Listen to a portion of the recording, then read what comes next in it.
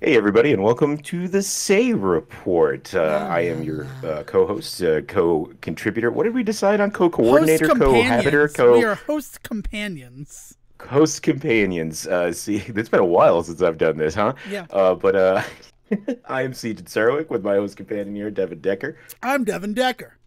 And Devon, I wanted to invite you and all of our listeners today to join me in the age of a post-analog kiss. Will you join me in a post-analog kiss, Devon? What the fuck is that? Not to get all donkey over here, but the fuck is that? So they digitized Gene Simmons. Oh, okay. Did Knights you in Satan's so service. Gotcha. you hear about this one? You hear about this? But just this past weekend, the final Kiss live concert that supposedly will ever happen happened. And by all accounts, a good show, and they had a great final tour, goodbye tour, and all that. But what they revealed at the very end of their show, I think for just last night, was they walked off stage, and then a screen came on, and their digital avatars appeared, and the encore was performed digitally, and it was "God Gave Rock and Roll to You," played by Digital Kiss, who then throughout the song transformed into other like one of them transformed into a demon, like one transformed into like I don't know, like a I dragon or mean, some shit. probably their characters, right? A star I would child, assume a I'm not up on fox. the Kiss lore, but yeah, I would assume that as much, right? One of them just turns into a star and I'm floated the off into the star. sky.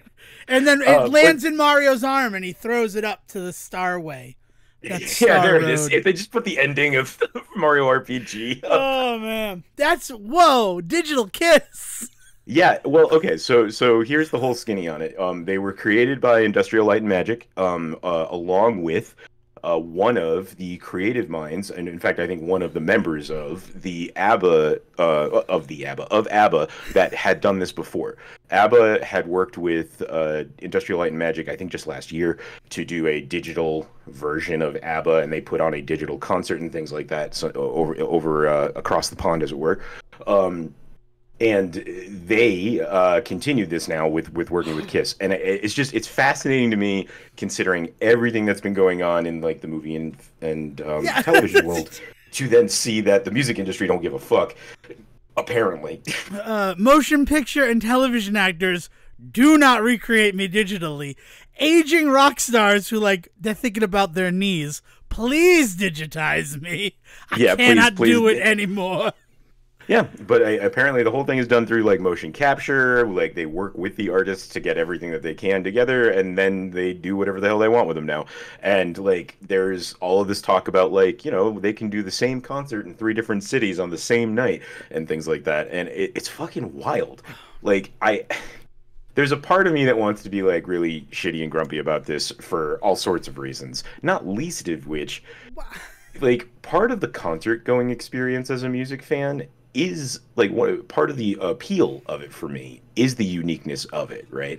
I think I talked about this a few months back when I got to go see Beck in concert, but it was really wild because it was an acoustic set because like all of his gear was on its way to the next place unplanned. That wasn't like, oh shit, my gear didn't show up. Like it was planned, like his gear was going to go ahead of him, and he needed a place to stop along the way, so he stopped in like Ogden, Utah, and it was an awesome show, right? That kind of experience wouldn't need to happen going forward, right? If Beck can't play his full set because his stuff's not there, he can just send his digital representative and his band's digital representation to like play behind him or whatever. Like there's a uniqueness to seeing a live show that just gets completely removed when it is this whole this Yeah. pre-recorded thing, right? In a lot of ways though, when I say that, I hear like these guys from 60 70 years ago bitching about film compared to theater, right? And the ways in which film was going to destroy theater because of the ways that it could just capture a single like decision from an actor and then put that in front of everybody's eyes as opposed to seeing a different reaction every night when you go and that kind of shit. So like I don't know. I don't know where I land right now on this whole thing, especially because I only just read about it 20 minutes ago on the toilet. Cool. I guess the thing, yeah, like seeing a live show, it's different. There are those live recordings because the presentation of a song is different when you have an audience compared to when you're just in the studio with like, you know, the producer and the sound engineer. So I will say this kind of goes very nicely hand in hand with the music industry right now and their whole attempt to try and stop people from doing re-recording and different versions of their own shit, right? Like imagine now that if that's part of the deal when they're signing up some of these newer artists is they can say like, you know, we're going to digitally create your concert. You don't even have to go on tour anymore, which sounds like kind of like, oh, that's kind of wild. I can make a bunch of tour money and not have to be the one to tour. That feels pretty good, right? Like sit on your butt, do nothing, make money. That's the American dream. But like you are then also kind of handing the reins over to them to kind of just be like, this music's really like you are just an instrument at this point to them. You are not an artist, right? And it's like it's there's a lot of really obvious negative connotations to this, and to see like Kiss be the one, the first US band to be the one to take this on is interesting, because Kiss has never quite been, I would say they've never been the forefront of any major musical movements. They've certainly been successful, right? Like as like glam metal guys. Like I'm not going to say that they're not a successful band by any stretch, but they never really, at least in our time, Kiss was not responsible for moving the dial a lot of ways in the ways that the music industry works. But this is a big move of the dial. I mean, you say that. The crazy thing about Kiss to me is that you think about the 4 original members of Kiss, and Paul Stanley, Gene Simmons, Ace Frehley, and Peter Criss, and then 2 of them left the band so quickly, like within like 3 years. And then it's been mostly those guys who are doing it. I mean, I was not prepared to talk about Kiss this morning, or I'd have all the names and dates ready to go. But it is one of those situations. But I mean, but the idea, right? Like there were a couple of members of that band that, and you say that they were with it for a short time, right? But I would like to remind everybody, in terms of the music industry, the Beatles only recorded together for 3 years. Yes, everything we know from the Beatles came from a 3 to 4 year span of them being together, including like movies and shit. Like people forget that. People have this, especially people that were not alive at the time, like us, but like even beyond us, like that idea that the Beatles were like this huge, massive movement in music, and the fact that they really only mattered from like the 66 to 70, really, it's like. Yeah. Not mattered, but you know what I mean. We're doing their thing from 66 to 70, like blows people's minds sometimes. They just assumed that they were doing shit forever, you know, up until like we lost Lennon, that kind of thing. So like 3 years with a band and saying, okay, I'd like to move on to something else. I'd like to, because you're talking about Peter Criss leaving, right? And, I'm talking about Peter Criss and Ace Frehley. Yeah, the only consistent members of Kiss are Gene Simmons and Paul Stanley. Yeah, right. So when the other guys leave, I mean, it's a completely understandable move, especially because it's not that Kiss was, again, they weren't slouches. They were very successful even in their early years. Right. I understand that. But it's just so weird because you think of Kiss and you know who Peter Criss is. Like Ace Frehley is kind of another level removed from Kiss as well. But like knowing who Peter Criss is, people don't know who Peter Best is. Is the thing that I'm going to say, right? Yeah, that's true. So it's one of those situations, right? Yeah, to bring them back. But when you think about the fact that what I think Kiss brought to it is because of the makeup and the personas, and they weren't necessarily the first people to do it, but they really took advantage of the fact that, like, if we put the other 2 guys, right, Paul Stanley and Gene Simmons being the 2 constants, right, the Becker and Fagan of the Steely Dan that is Kiss. Like, we can just put them in other makeup and nobody's going to fucking care that it's not Peter Criss and Ace Frehley who are back there. Like, there's this whole anonymity of the makeup, which then it's weird that Kiss is the band that's like, we're not wearing the makeup anymore in the 90s. That's the worst part about 90s comic books, is the ads for Kiss that are Kiss without the makeup. It's just like, you ruined this Sleepwalker comic for me. Well, yeah, especially because then you realize that Gene Simmons' tongue was not fake. That was his real tongue, though. Yeah.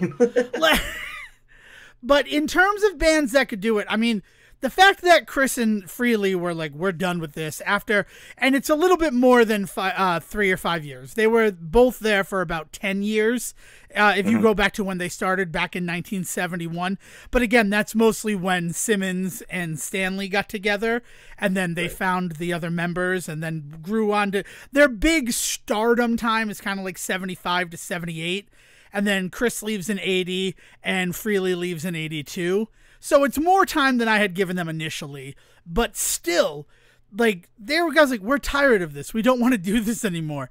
And on some level, playing those characters, those rebellious characters, I could understand getting, like, tired of it. So in terms of bands where I could totally see them being like, I don't want to put on the makeup anymore. I don't want to put on the fucking 12-inch platform boots anymore. Yes. I get why they would be in, like, a rush to be the first digitized band. Oh, yeah. I don't think it's the move itself of going to digital that surprises me. Everything you said makes total sense, right? First of all, there's some of the oldest guys out there still touring. They are still actively engaged with their fan base and don't want to disengage just because of their age. Like all of that stuff. And they also have the cachet that they bring to the table to make sure that they don't get fucked in this sort of stuff when it comes to music deals and stuff, right? They are both intelligent enough on their own to know when they're getting screwed by a contract, but also on top of that, who would fuck with Kiss, right? If Kiss Nation found out that you had screwed any of them in this move, you'd be staring down the barrel of a friggin' war, right? Like the music industry isn't going to mess around with them either. So there's a lot for Kiss specifically here to do, right? And to make this move. There's a lot of reasons for them to make this move. So I get that. It's just that what this means as a ripple effect for the rest of the industry, I don't know if I can point to anything else that Kiss has done that has created a riff that really kind of changed the way that right, yeah, like this is a thing that I think is going to be a kind of, and what that means to me is, unfortunately, in 40 years, depending on which way this ball rolls, right, they could be seen in a very different light than they were in our lifetime as this, like, rebellious band that like, you know, stood up against, like, angry moms and, like, you know, put on the makeup and taught kids that, like, they could fucking rock, right? Like, they are the band that did God Gave Rock and Roll to you. They are Bill and Ted to me, right? Like, and the idea that 40 years from now they may be remembered as the guys that screwed everybody by going digital first kind of sucks. Well, honestly, this is the craziest part about it. While I was looking up all those Kiss facts, I was looking up another thing as well. And that's the fact that, remember when the hologram of Tupac Shakur happened in 2012? Yes. That really feels, and this is very awkward in terms of, like, we're coming off the back of releasing a time capsule episode. And in that time capsule episode, we talked a lot about the puppeteering of people who are no longer with us to appear in your movies, specifically highlighting Harold Ramis in Ghostbusters Afterlife and George Reeves and Christopher Reeve in The Flash. The Flash movie just this year, just this year. And in this weird way, when they brought Tupac Shakur to perform at Coachella in 2012, like, it rumbled my stomach the same way that seeing holographic Harold Ramis in Afterlife and just hearing about specifically George Reeves and the fact that Superman ruined my fucking life and now my legacy is just Superman and you're making me stand there smiling. I mean, didn't he end up killing himself or, like, mysteriously dying with the assumption of killing himself? By all accounts, it was probably a suicide. Right, like, right. We can watch Hollywoodland, right? We're in a big Ben Affleck mood anyway, so maybe we'll do Hollywoodland. But it's one of those situations where we're 11 years removed from the Tupac hologram. And that Tupac hologram was weird, because, like, he don't have any say in that, right? He'd been dead for almost 20 years. So, and there was never a right, and we are not talking about a thing that he could have at any point even joking, like it was so not a concept when he was alive that we have no idea how he would feel about it, right? Because like, we are also in the age of, like, me going through Walmart yesterday and doing my early Christmas shopping and everything being Snoop Dogg labeled. at Walmart. Yeah, I think if you told 90s Snoop that he was going to become the Walmart guy 30 years later, he probably would have, well, you would have disappeared, right? And Yeah, exactly. Snoop was just, yeah, there Suge was some Knight would shady have shit wound up talking at about your Tupac and all that. door, and Yeah, but like I don't think that Snoop 30 years ago would have appreciated the idea that he would have become the mega market like face that he now is, right? But he's a different guy than he was 30 years ago. So like we can't even say that Tupac would have been against the idea of him getting to be it. We have literally no idea where his brain space would have been on this because it wasn't even you couldn't even fathom this being a concept when he was an artist, when he was alive. exactly. But then, as a living artist, right, you got to think, well, if that's something that could happen to me someday, maybe I want some agency about it. Or, Well, and this is where the Harold Ramis stuff, sorry, yeah, this is why I was making that point, yeah, is because it gets a little bit stickier when you talk about guys like Harold Ramis, because he was alive at a time where these conversations had started. You know, the idea of like digitally altering films in the future, or being able to take people's voices and do stuff with them and things like that. That was all technology that was very well in the zeitgeist at the time that we lost Harold Ramis. And so we do know some of his feelings on the idea of his work living beyond him, which is what the Ghostbusters crew uses as kind of their crutch to do what they're doing in those movies. Because, God, you better believe we're going to see something even weirder in the next one, right? yeah. Well, I'm sorry, I'm trying to think. Yeah, there's also like, it's weird to say that it's something that it exists in a sense. When you go back and think like Livia Soprano was CGI in her one season 3 appearance because the actor had passed away who played Tony's Right, mom. And that's right, 2001 that they were right. using CGI to like, and that scene is awkward. As people who have been watching The Sopranos for the first time, they're all like, what's wrong with her in this scene? And you have to tell them that, you know, but that's going back to 2001. For that Right. to then happen in Afterlife in 2021, 20 years later, like it's kind of insane when you think Right. about how far that technology has gone. But again, so if Kiss can look at it and say, well, they did it to Tupac, he got no money from that, right? They just digitally created Tupac.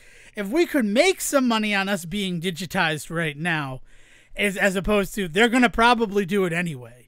There's probably some contract clause that we missed that says we can digital Kiss for the rest of their lives.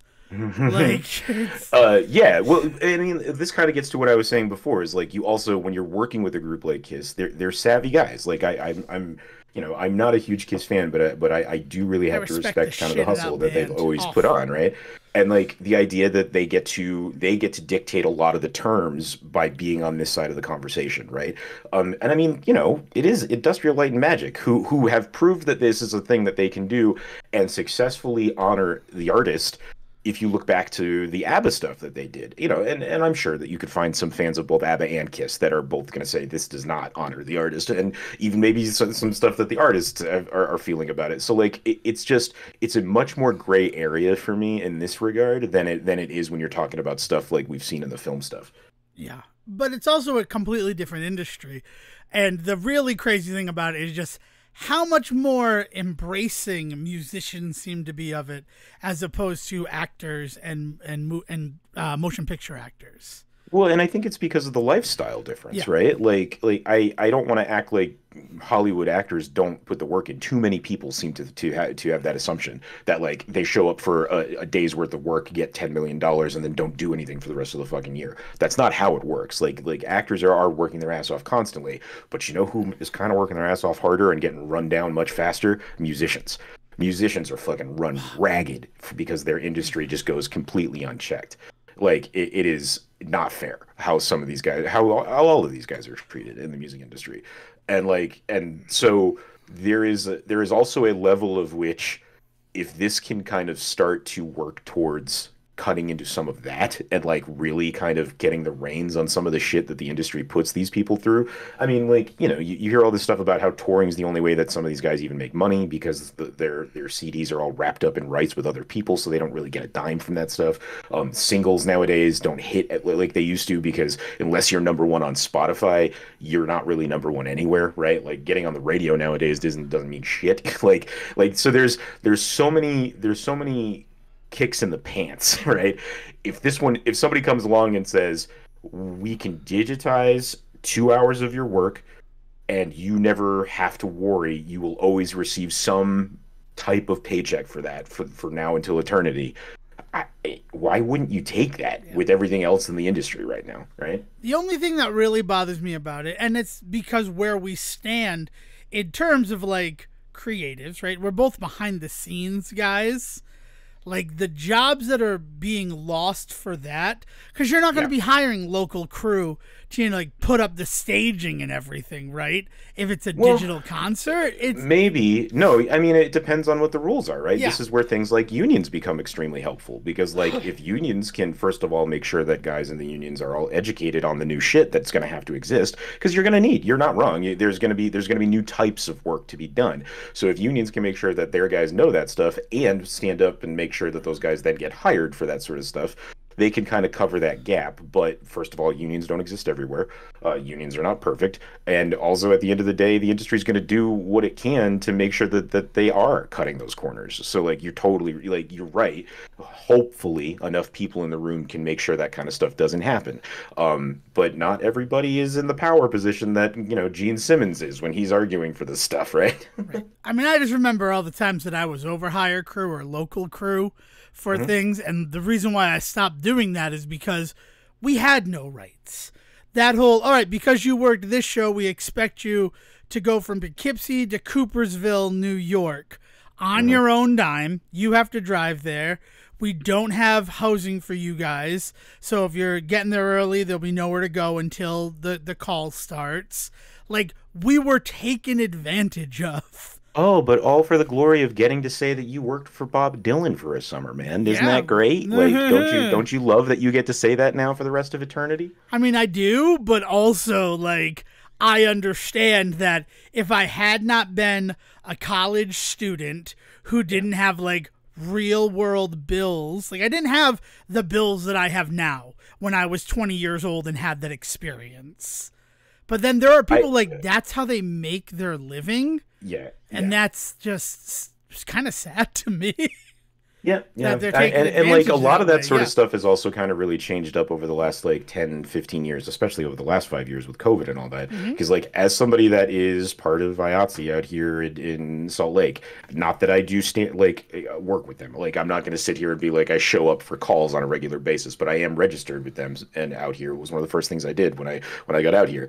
And the ways in which calls have changed from when I moved out here 5, 6 years ago that were like, hey, Wicked's coming to town. They may need 15 people, so let's hire 20 and get you on the list. 5 of you, though, are going to be on standby, which means that you get paid for a certain amount today, but there's a good chance you won't be called, so it might not be a whole day's work. But the benefit of that is you didn't do fuck all and you got 3 hours worth of pay. Sure, what the hell? I'll be on standby for that. That doesn't exist anymore. Now it's last minute calls like, hey, Wicked got in town this morning and it turns out they needed 15 people. Is there anybody available today? And it's like, you know what? You might actually find 15 guys that are sitting around desperate for that work. So yeah, that system seems to be working and saving everybody that overhire like move, right? And it sucks because everybody's then on edge because like they never know when they're going to get the next gig. There's no guarantee that when the show shows up, they're all on edge because there's no guarantee there's going to be workers to help them get their shit together. like there's all sorts of weird shit that goes on in that, and it's been wild to watch that shift from like, hey, we need like 5 extra guys just in case to suddenly like, holy shit, we can't find 5 people. Yeah, that's.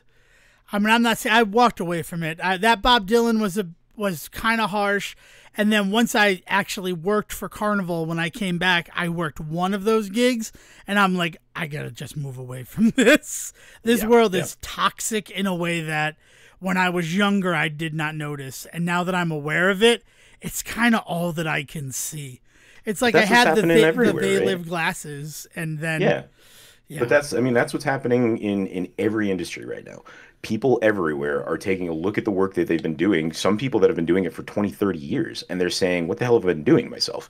I've been commuting 4 hours a day that I've not been getting paid for, right? I've been showing up on Saturdays for this job, and then I got shit canned for not putting enough work in. And it's like, what the hell? Like there's people are looking around and realizing that every industry has become this toxic thing, and people aren't standing for it anymore. And then people are like, why doesn't anybody want to work? And it's like, well, people do want to work. They just don't want to be taken advantage of. There's a difference.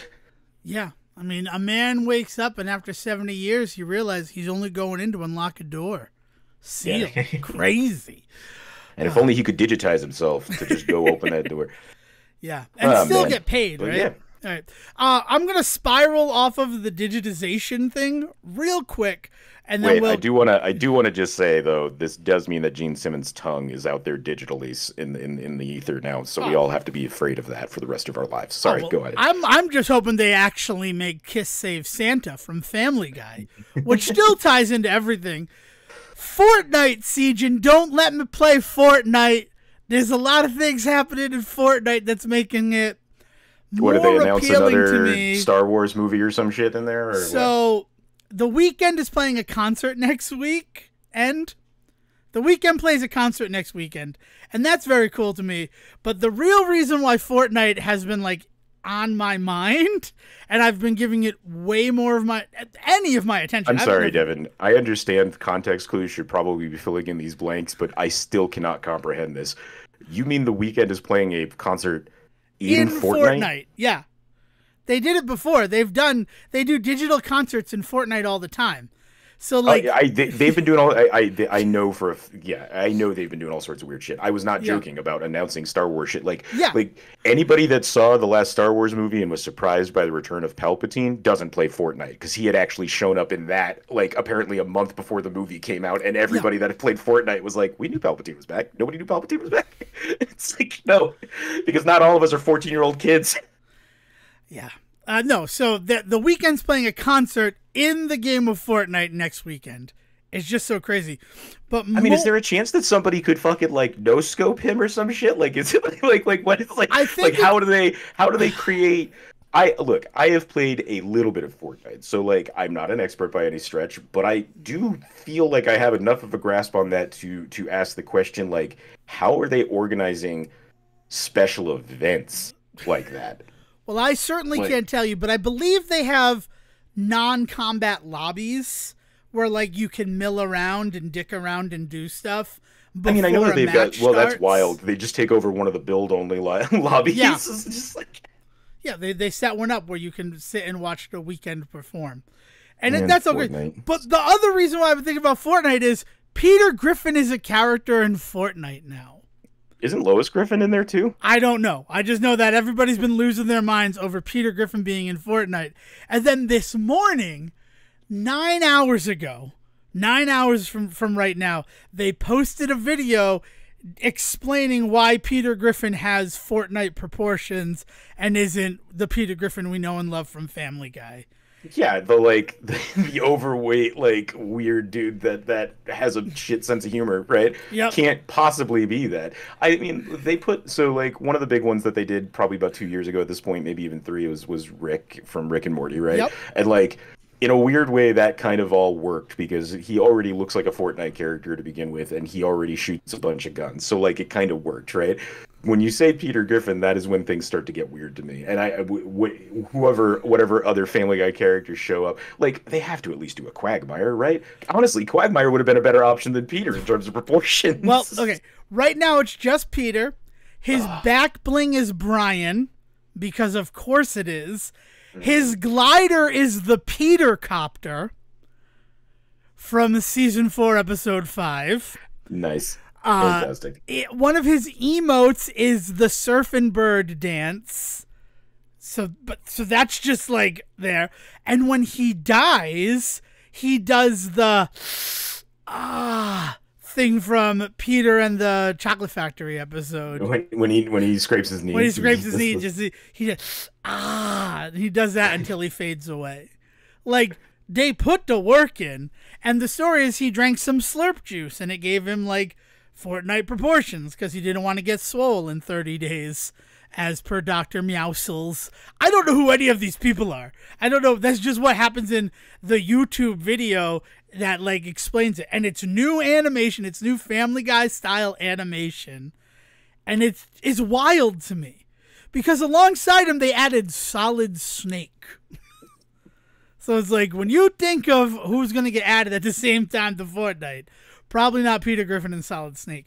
And I know I'd hate the game, right? I'm not a big fan of those style games, but Peter Griffin being in Fortnite is kind of got me thinking. And it really makes me want, because I know you're not on social media, but do you know what has been happening since Thursday evening?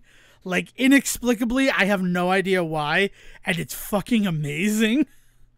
I mean, I know there's many things that have happened since Thursday, Tiff. So, like, what do you mean? Like, I guess that's Devon Decker. There has been a celebration of American Dad.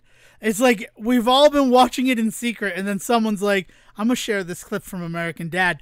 And it kind of made it cool to talk about American Dad again. Okay. Yeah, this is why everybody was talking about doing... There was a running Scott Pilgrim joke going on with American Dad the last few days that I just kind of thought it was weird that the world seemed to have a lot more knowledge about American Dad than I thought, because there was a conversation about a proposed episode of Steve. I guess Steve has a long-running girlfriend on the show now, or did for a little bit. No, this episode already happened. Okay. Steve, I think it's called Milk is the name of the episode. But he finds out that like there was just a joke about a girlfriend of Steve's who looks like Ramona Flowers, right, and the online thing was that Roger should be all of her 7 evil exes, and that should be the bit for like an entire episode. Is Steve has to fight Roger 7 times. Oh, and it'd be fantastic in 7 different personas. That character, the sad thing about it is that episode already exists. Steve's like, I think it's called Philadelphia, a Love Story. That's actually the name of the episode. They're going to Philadelphia on a class trip, and Steve has like this attraction to that Ramona Flowers girl.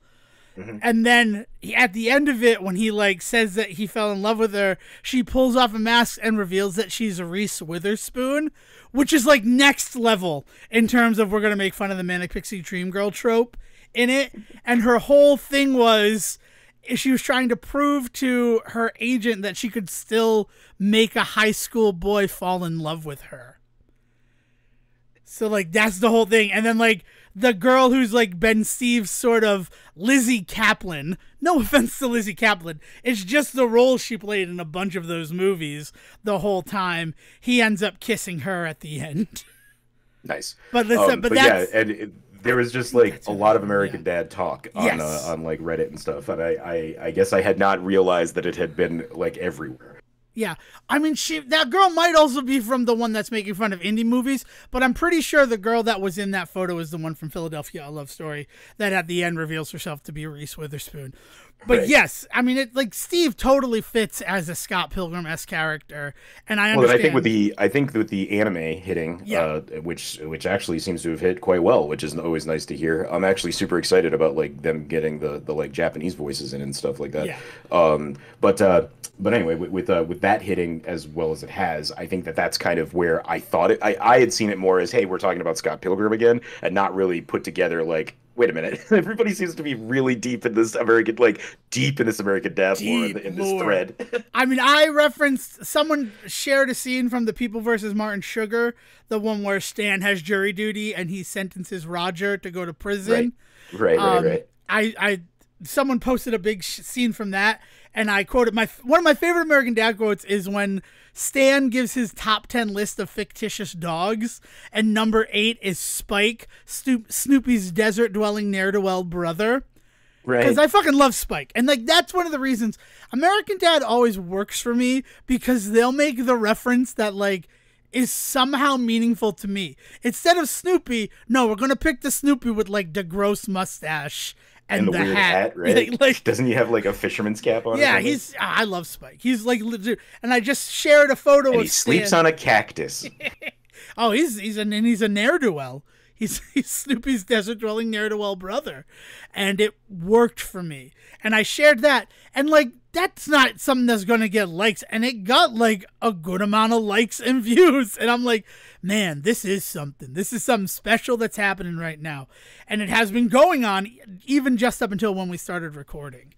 And I mean, I'm a huge American Dad fan. This season has been killing it. The last episode, they had to find some OG Four Loko to get into a party. And remember when we hunted down OG Four Loko? Yeah, well, when they had tried to change the formula or successfully change the formula, I guess. Well, first of all, the reason they had to change the formula was because of URI. Woohoo! Come on, put your Rams up! Because we had a party where there was a lot of alcohol poisoning because of Four Loko at our university. So that was when they're like, oh, maybe this isn't the best thing in the world. And for a long time, like, people just stopped selling it. And then we found, like, a liquor store that still had it.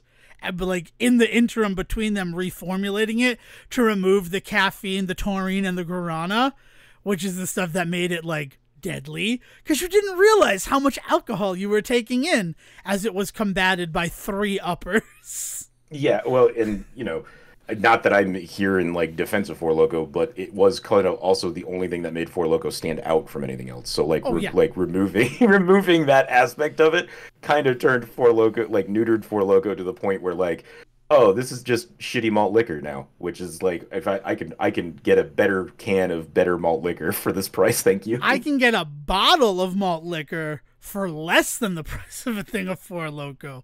It's not going to taste half as good, but it'll get me drunk. And isn't that the point, Sejan, of malt liquor? Four Loko tastes gross to me. It was never about flavors for me. It was always about the idea, like you said, it would keep you going as the party was going. It'd keep you going as the party was going, and you know. But you know, like the smart move was to have one of those at a party, and then like the rest of the time, you know, switch it between water and Bud Light to make sure that you basically were drinking water upon the water. URI Theater Special, Sejan. We just came from doing a show, so we'd probably been working for about 6 hours, right? Right. From call to curtain. And then, like, you get to the party, you drank 1 Four Loko, and you had all that energy, and you had a nice buzz on, and you wouldn't drink more Four Loko, but people did. No, a lot of people did, yes. Yeah. Yes. Good times at the old URI. But it's been nice seeing this, like, celebration of American Dad. And on top of Peter Griffin being added to Fortnite, I really hope Stan Smith winds up in there. Yeah, I know. I mean, there's some really fun stuff you could do with that. You know what would be really funny? Fucking Jeff. Jeff being added to Fortnite would be hilarious. I would love it. And I'd need Klaus as his back bling. I just have to say it. Because they're now like best friends in the show in a lot of ways. All right. Well, speaking of Scott Pilgrim, last episode we recorded, we said we were going to talk about Scott Pilgrim Takes Off. And then we were derailed and we had to dump out our time capsule episode, which is still really good if you skipped it because really strange to listen to us right before the strike and right before Twitter became X and all of this weird stuff that the episode, like it was literally like days before the strike, right? Like we couldn't release it when we wanted to because the strike happened. Yeah. So a lot of good stuff in that Batman episode. And then, like, weird in it, we're like, we should probably do Daredevil. Daredevil's what we recorded for the very special episode. You had a very Ben Affleck heavy week last week. So thank you for everybody who played along and listened and for not abandoning us. As we record this, we're number 5 in the category of philosophy. So feeling pretty good. But we do owe you a discussion about Scott Pilgrim Takes Off. Have you finished it, Sejan? No, I have not finished it. Okay. I checked out an episode because we were going to talk about it, but and I enjoyed it, like really did. But when I found out about the idea that they're bringing in some of the Japanese voice work for it, and the ways in which I kind of want to, it's a piece of media that feels like I should be watching it with friends. Like and maybe that's because I already know the story. I'm not being kind of like dragged along to like finish it unless they do something crazy at the end. Are you about to tell me that? Yeah, so they do something crazy. In the first episode, they do something crazy. If you watch the first episode, like, they're already off the rail. Yeah. No, but, like, it feels like something I really want to be taking in with a group of people. So I'm waiting to see if we can figure out a night where we can kind of get around and just, like, dig into it. All right, cool. So I won't spoil anything that way. I will say this. I'll tell the story, and I guess we'll do a takes off once Sejin has seen the full thing, because I don't want to ruin it for you, Sejin, at all. But I found myself 4 hours where I could be alone, like completely sequestered from everything. Nothing would get in my way, because I thought that Scott Pilgrim Takes Off was going to be a miserable slog of a show. I did not think that I was going to enjoy it at all. Mostly because of what you said. I know this story, and am I really ready? I mean, you can listen to our Scott Pilgrim versus the World very special episode, and I talk about having read the books, having seen the movie, having played the video game, and how all 3 of them are very different adaptations, right? So then TV show, I'm like, I don't know if I'm ready to do this again, but I kind of feel like I should. So I'm going to dedicate 4 hours to it, watch through it, and then I'll know where I stand. I'm currently in a second viewing of the series. I'm 5 episodes in. I like it. I like it a lot. I don't know if I love it, and I think there's some real cool conversations to be had once Sejin has finished it, but it is not just another adaptation, is what I'm going to say. And as much as Sejin said it seems to be having, like, positive, people are enjoying it, there is also that contingency, and I feel like there's always going to be that contingency now, of people who are comparing it unfavorably to He-Man and the Masters of the Universe from Netflix, because they felt like they got bait and switched. And that's a strange... I would have never considered that. With just my issues with He-Man and the Masters of the Universe, and why it felt like... I don't mind spoilers for that one, that He-Man dies in the beginning, because it's Masters of the Universe, and there's a whole cadre of other characters. Well, and if you finish that series, spoilers for that series, but He-Man's not dead. Like, the entire thing becomes about getting him back, and they do. So, like, that show does become about He-Man. Yeah. Such a weird thing to levy at that show, because, like, within 3 episodes, he's back. Yeah. Yes. I mean, I know that. I've only watched the first 5. I haven't gone back to the second half of it, because I really wasn't having as much fun with it. Like, the way I thought I feel about Scott Pilgrim is kind of how I felt with He-Man and the Masters of the Universe on Netflix. But also, where that episode didn't feel right to me, I didn't like the characterization of Teela in the first episode. Like, she's this warrior, and it just felt like she can be upset, but I'd like to see a slow burn rather than this huge outburst of emotion that just felt out of character for her. Yeah, like, but we talked about this. I know we've talked about it all the time. That is the initial reaction, but then the slow burn is her coming back too. Yes. Like, the slow burn that you're talking about exists in that show if you watch it. Right, and that's why I kept watching it, to give it that chance. But that first episode was just unpleasant for me. But I'm just saying is that, like, if you felt that kind of way about the first episode of Scott Pilgrim, I think they did. Man, I really hated Star Wars because Leia couldn't save Alderaan. I gotta tell you, it really, really kills me that Alderaan got blown up and Leia couldn't stop it. Right. That's what you're saying right now. But you wouldn't feel that way in '79. We have That'd be stupid to feel that way. It'd be foolish. No, I'm not talking about He-Man again. I'm just saying I still didn't like Teela's thing. I'm entitled to my opinion. I don't think it's the same as being upset that Leia couldn't save Alderaan. The entire point of that show hinges on her needing to leave. It's a wild thing to be like, man, I hate that this show has plot. Is what you said. I don't hate that the show has plot. I hate that she has to act out of character in service. And she doesn't, though. That's the crazy thing. If you go back, and I actually watched it with some of the old He-Man stuff, and she actually is subtle in that scene compared to some of the stuff in the old He-Man shit. I mean, that could be true. I haven't watched He-Man since the 90s. I don't know. But it's Scott Pilgrim Takes Off. I'm okay. I mean, watch it up when you watch it, because I'd really like to have a discussion about it, but I don't want to spoil what's coming. I mean, like, those first 5 episodes, I struggled to say which of them is my favorite, which is just a strange thing to say. Like, the whole thing is very, very enjoyable. Cool. I mean, you said, yeah. So I thought you would have watched more than the first. I'm sorry. No, I watched the first and like I enjoyed it, but not but like I said, I immediately was like I want to be doing this with a group. And I think part of it is because like you're saying you're kind of doing like rewatches and stuff, and that's inevitably what happens for me is if I watch a thing and enjoy it and then I show it to the fam or show it to my friend group, I end up watching it a second time through with them.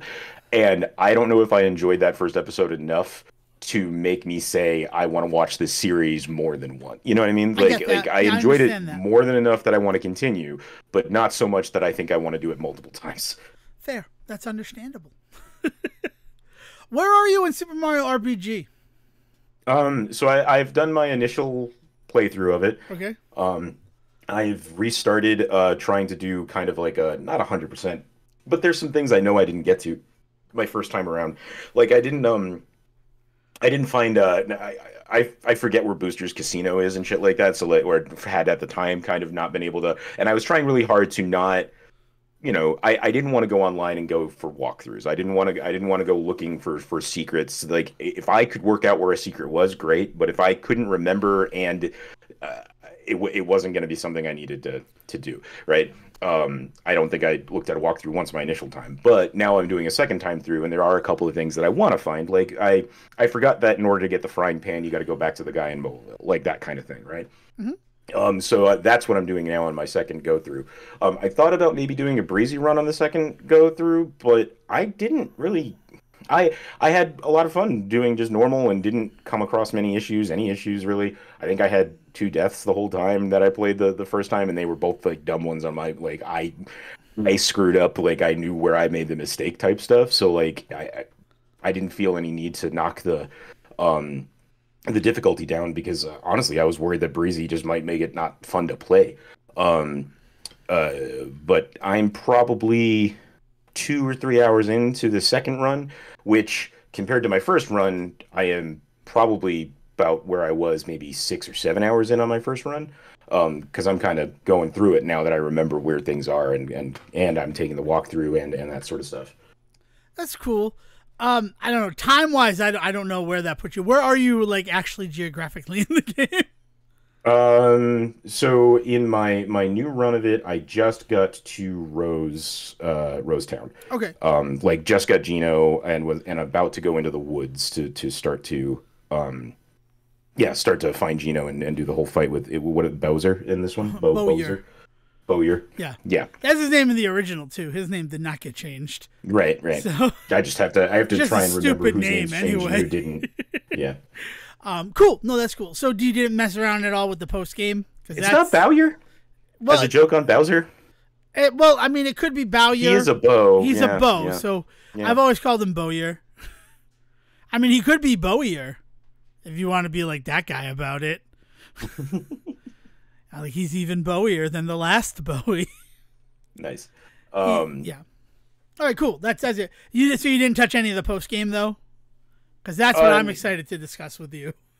So, like, I guess not. I didn't. I mean, like, I know that they gave me the option to go back in and like clear stuff I could still clear, but my thinking was, well, I'll just do a second run and do everything. But is there like more beyond that? There is stuff that you cannot do until you've beaten the game.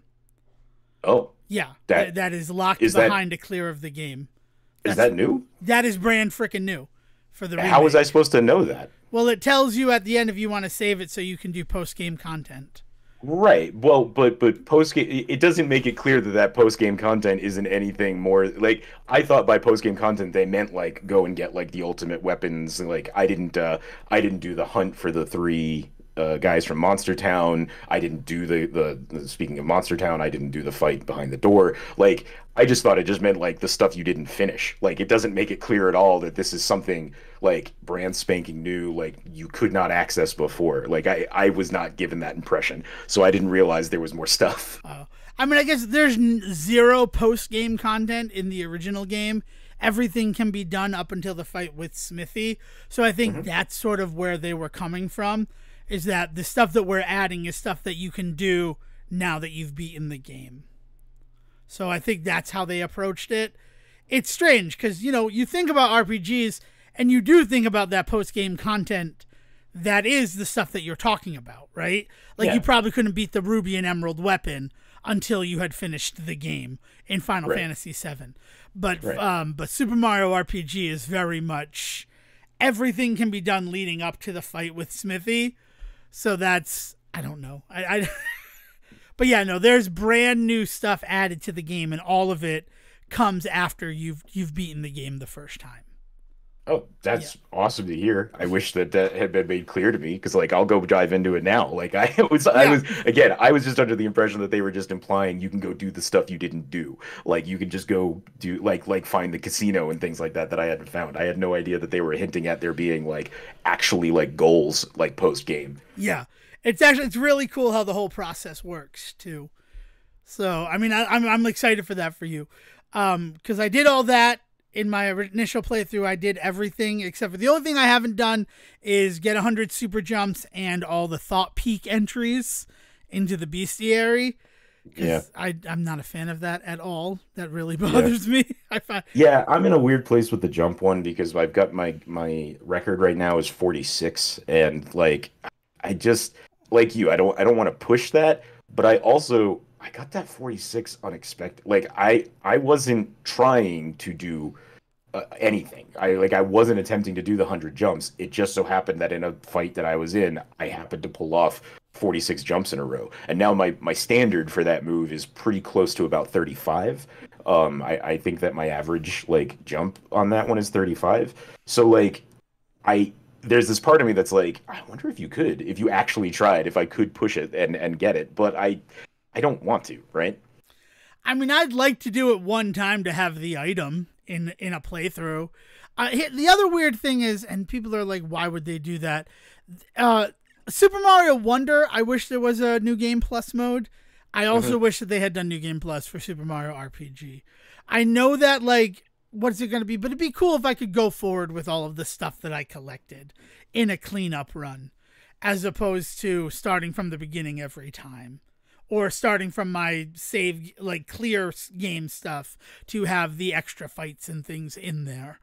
I think though the thing that's really interesting about Super Mario RPG as an RPG is it really boils down a lot of stuff that you normally get in RPGs. So in that kind of idea that like you kind of want all of that stuff to go forward, once you play through the game once and you know where stuff is, it's really not hard to just go get that stuff. Like, and that's what I'm saying is I'm finding on this second playthrough is like it took me 7 to 8 hours to kind of get to Rose Town and get that because I had done some grinding, I had explored some stuff, I had forgotten some things and like fucked up a couple of moves here and there. Like my first time playing through this version of this game, it took me 7 hours, right? And now that took me three.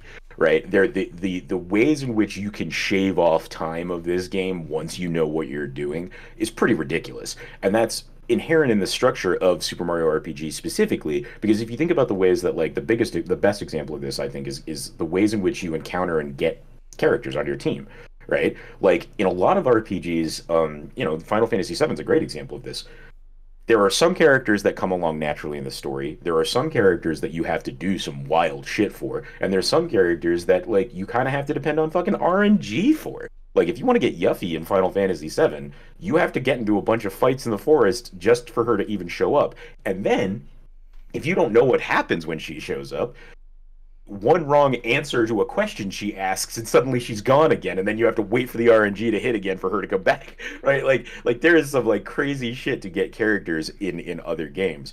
In Super Mario RPG, it's all story based. Like you were guaranteed to get every character. You were guaranteed to meet them at the exact same spot every time. There's no question about how you get a character. So like if you really want to like get everything in that game and you know what you're doing, that's not hard to do. Like, and so I think the idea of New Game Plus would really kind of it would unbalance that game to the too easy for much the same reason that I didn't want to do a breezy playthrough. It would be too easy to the point where like it's not fun anymore. I guess I get that. I did the breezy playthrough because I wanted to see how different it is, and really, it's just nice. Like, as someone who's beaten the game as many times as I have, to be on breezy and like just not have to worry about it was really cool. But in a lot of ways, the normal mode is sort of the harder mode you always wished the original Super Mario RPG had. And I like that. I like a lot that like breezy feels like the original game with an expanded inventory. The fact that in normal mode you can only have 6 pick-me-ups at a time, like that's a really cool limitation. Like, as much as you can only have 30 items in your inventory is a limitation in the first Super Mario RPG, you could have 30 pick-me-ups. Right, that 30 could be 30, yeah, right. Yeah. Or, you know, like Coca-Colas and shit, like some really crazy ones that, and I don't want to get too far away from the other thing that you mentioned, the monster thing too, the thought peak stuff. Yeah. Because the paying for monster entries, like, was that in the original No, Super it was not. Yeah. So there's like this whole other thing in this one now where if you go out and collect frog coins, you can just pay for entries. But I have found that it's not filling entries out completely when you do that, as opposed to when you thought peek them in a fight. So like there's still a benefit to still thought peeking them in a fight. It's a really weird compromise, like to be able to pay for entries.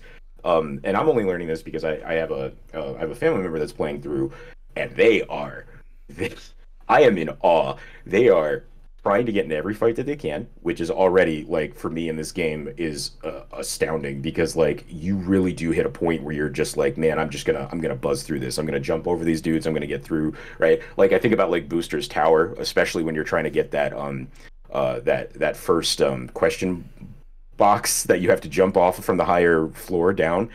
And, you know, I do it and I miss the first few times. It always takes me a little bit to kind of lock in the aim on that. So if I was doing every fight up to that floor just to jump off every time, like 3, 4 times, oh my God. But they're doing it. That is exactly the way that they are playing it. On top of that, the first thing that they always do is they thought peek any new enemies. And if they don't get the perfect in order to get like the thought, they'll do it again. Like, and it to the point where it has cost them a couple of fights. And like, who am I to tell somebody how to play a game? It's just fascinating to watch because it's just so not the way in which I play that game. So with that, we found in the family playthrough, we found the guy that will sell you like entries, and so we bought one just because we you know, like we wanted to see one on one we hadn't done yet. We wanted because they had so many entries already. I was kind of curious. I was like, let's blow 3 coins and see what happens. And the entry we got still had a bunch of question marks and stuff in it. Like there was an entry now suddenly, and there was like information about that thing, but we didn't get all of the weakness information and things like that. It was really weird. Wow, I haven't given that guy any money. I just got the 4 for free. That's something that I mean, what I do dig about Super Mario RPG is that you can switch in any of your team members at any time during the fight. Like, I dig that. So you can start with Mallow, or you can bring in Mallow to Thought Peak if it's something that you haven't fought before, and then switch him out again. Or the other thing is that if anybody downs, you can switch out a downed character for one on the bench, which is awesome. Yeah. Completely changes how you approach the game in a lot of ways, which is really cool. I remember when I died in like fighting Culex one of the times, and I'm like, oh, I'm done. No, it was Jinx. I was fighting Jinx, the third fight of Jinx. He killed everybody, and I'm like, oh, that sucks. Like, he was close to being dead. But then came in the one person who was still alive, and with one hit, I was able to defeat him. And I'm like, that felt awesome! That, would have never been what happened in the original Super Mario RPG. So, new experiences with the new build has been very cool. But I've never liked doing the whole let's get every monster's, weaknesses and thing. I hate it. And if there was a trophy associated with this, if this wasn't on a Nintendo console, I'd probably do it. I filled out the Bestiary in Final Fantasy on Steam, and that's something I've never done before. Because there are places I just don't ever go when I'm playing that game. Yeah, so, and I am still in that same camp with you, right? Like I said before, it's just not something that I'm interested in doing, so I'm not going to push myself to do it. But getting to watch somebody who is doing it in real time in front of me has been kind of fascinating, because there is so much work that they put in on these that you may never see in this game. You know, I kind of first started to notice it with some of the like the humor, right? Like the little jokes like in Booster's Tower when you go through the curtain and you come out as 8-bit Mario. Or there's a moment in the pipe vault, I think is where it is, where there's a thwomp, and if you get squished by him, you like turn into like a thin Mario and like slide down the stairs like Looney Tunes style. Like it's very like a lot of that silly shit that they didn't have to do, but like is really fun that it's in there, right? And that is so much what the Thought Peak stuff has come for me, or become for me. Like watching my watching my family play through and Thought Peak the not Donkey Kong and his thought being like when you hit it perfect, you get like a like what they're actually thinking. Mhm. And the joke is something like despite what you may believe, I am not related to any other copyrighted Nintendo property or something, some joke like that. It's like, God damn it. I did have this, like, because you do have that moment where you see the gorilla and you think, oh, that's Donkey Kong. To the point where later in the game, It is when you're in Donkey Bowser's Kong. castle, Yeah. you straight up do a Donkey Kong level with him throwing barrels at you. Yeah. But that joke, it made that joke even funnier, right? And that's the kind of shit that you see on everybody. And like, you get some really interesting stuff when you thought peek the bosses because they have thoughts about Smithy, they have thoughts about like what they're doing with the stars. Some of them are not necessarily on board, but they feel like they need to, or they're compelled for some reason. Some of them will actually tell you things like weakness stuff. If you thought peek somebody and they say something like, "I hope you know." I hope this person doesn't scare me or something like that. Well, then that actually is a hint that that fear is a weakness for that character, right? Like that. So there's actually some really interesting stuff to be had by using the Thought Peek move that I never was aware of because I was not the kind of guy that wanted to collect all that information, right? I still don't think it's enough to make me on my own want to go off and get everything, but I do kind of love that I'm getting to see this stuff. Yeah. I mean, I like that there's a compendium now. There was no compendium. There was no place where all that information went in the Right. Super Nintendo version of it. So the fact that, like, you actually have, like, the Pokedex to go back to and look through is kind of nice. But it's still not something that compels me to do it. Because I don't... Like, if it were my first playthrough, like, I think that's one of the places where we're at a disadvantage with the game is that we've played it before. Where, like, someone doing it for the first time, when they find out about that, they might be compelled to actually do it, as your family has demonstrated. Right. Like, yeah, I don't know. Yeah, it's a really cool. It's one of those things that, like I said, the idea that there's all this work being put in this section of this game that may never get seen, and that is like RPG through and through, right? Like that is one of the most RPG things that I can say about this game is that there is so much content that is not necessary to engage with, but it is so worth engaging with. And I even feel that way about things like the jump move and the monster compendium. Like I don't feel compelled to do them necessarily, but I do know that there is a benefit to them.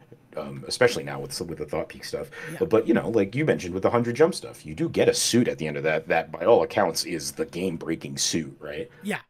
I mean, it's so much of, like, any percent runs have been happening, and I think the lowest is 2 hours and 45 minutes, which is just crazy. Like, they get, and one of the things is, by Johnny, you need to have gotten the 100 jumps, and Johnny dies with 100 jumps. So, like, he's kind of set up where if you do it there, you'll be able to get the super suit as soon as you go to Monster Town. And it's just one of those things where there's such a debate on whether or not it's worth going forward if you haven't gotten those 100 jumps. Right. Like, is it worth not having the super suit, or is it that necessary to actually speed run this game? It's been crazy. And a low percent, like level 3 run has also been done, and that's at 10 hours, which is also pretty crazy considering it's only been out for 2 weeks ish. Yeah. And then I'm so much I am RNG gonna goes say into that low level run. It's insane. Yeah. I am going to say something that's a little apples and oranges, but it is something that I think is we should talk about, and maybe what we decide is maybe we don't talk about it. But like in a month, we got 2 Mario games, and there's one of them that I am much more engaged with still. Yeah, no, I'll talk about that. Mario Again, RPG is kind of been a blast to like go back to and engage with and really and I still want to keep going. As I said, I'm playing another playthrough myself. Like me and my family, like both played through Wonder now. Like I played through and got my run. My family finished. We defeated Bowser just before we got RPG. We wanted to kind of put that put a bow on that. Um, we have not gone back to Wonder since, and I don't really. I'm okay with that. Like I had one moment I think this week where I was looking for something to play, and I was like, maybe I should pop into Wonder again.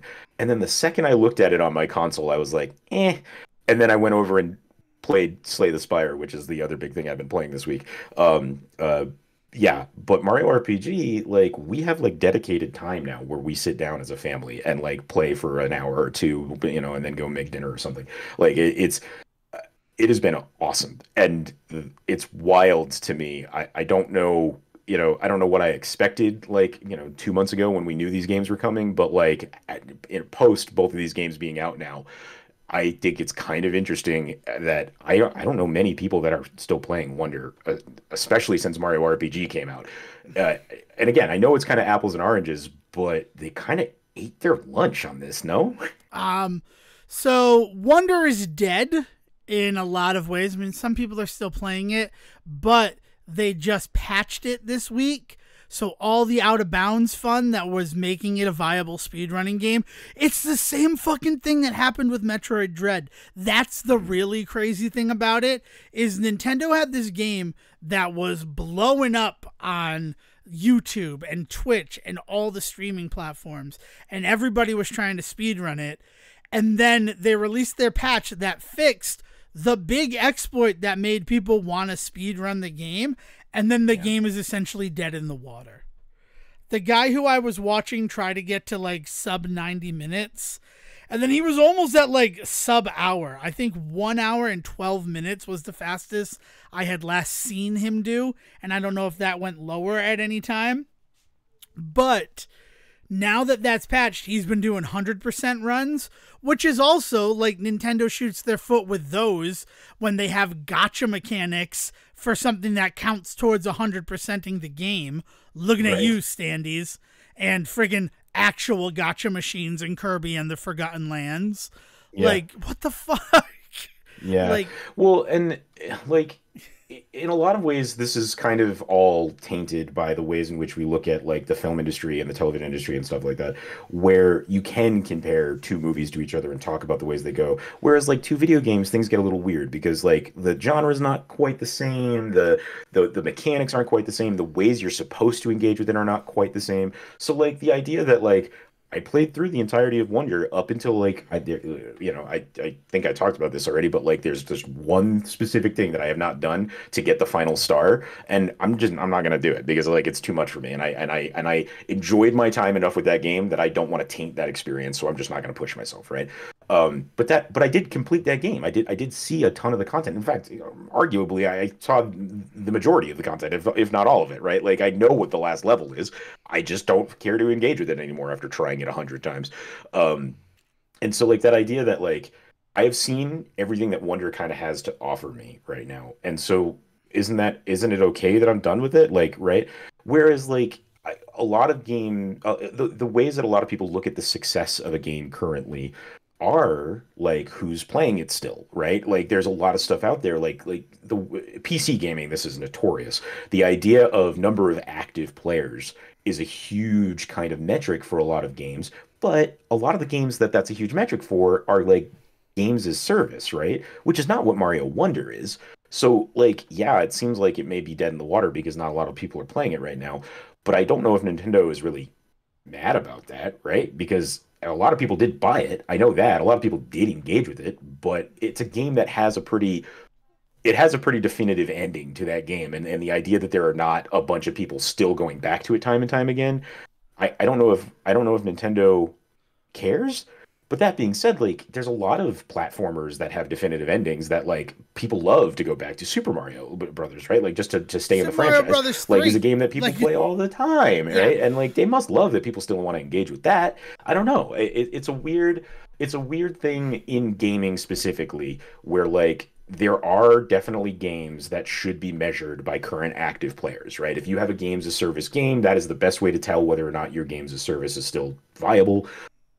So active players is an important metric. Not so much with a platformer though. So like, how do we talk about successful games, right? Because I think I would call Wonder successful, but at the end of the day, it feels a little bit like it was a bit of a flash in the pan, which is unfortunate because I did enjoy that game. Like I did love my time with that game, but I also don't really know if it's gonna matter much to me in 6 months. Whereas Super Mario RPG, I like I'm loving this game right now, and I don't see me putting it down before before the new year at least.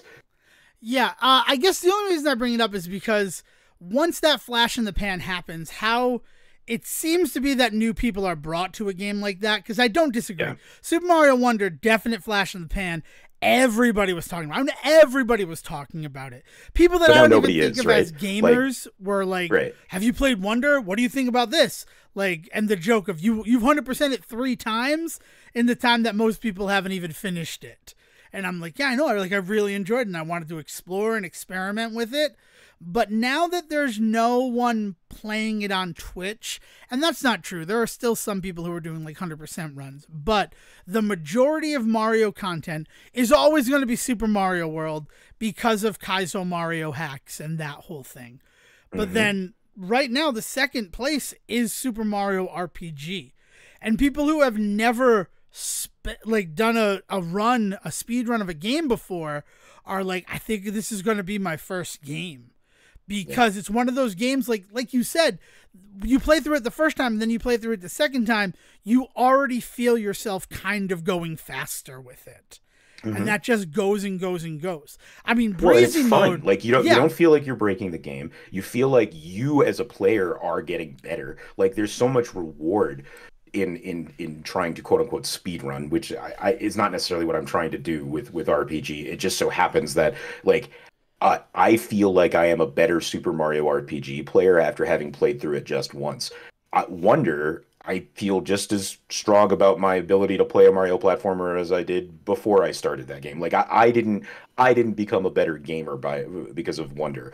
Mario RPG makes me feel like I have become a better gamer by the time I'm done playing it. Yeah, and granted, I went from the normal mode to the breezy mode, but I had so much fun on the breezy mode because, like, it was almost just shut your brain off and play this game that you've been playing for almost 30 years. Like, you just get to engage in it. You know what you're supposed to do. And, like, 6 hours, and I'm like, oh, and I'm done with it. Like, that felt really good. And then watching the people who are doing, like, I could never get to the level that the people are at with the speed run, but it's so engaging to watch people do it because of like what is required.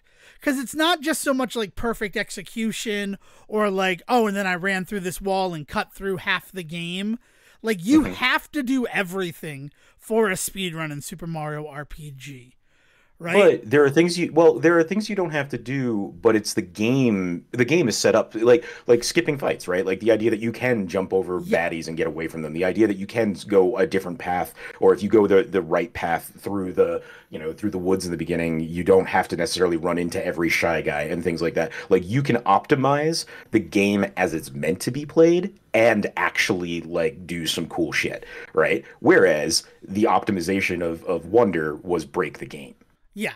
I mean, yeah, and I mean, Graham Pooh Bear said it best. He's like, I was hoping for skips, but this gets rid of too much game.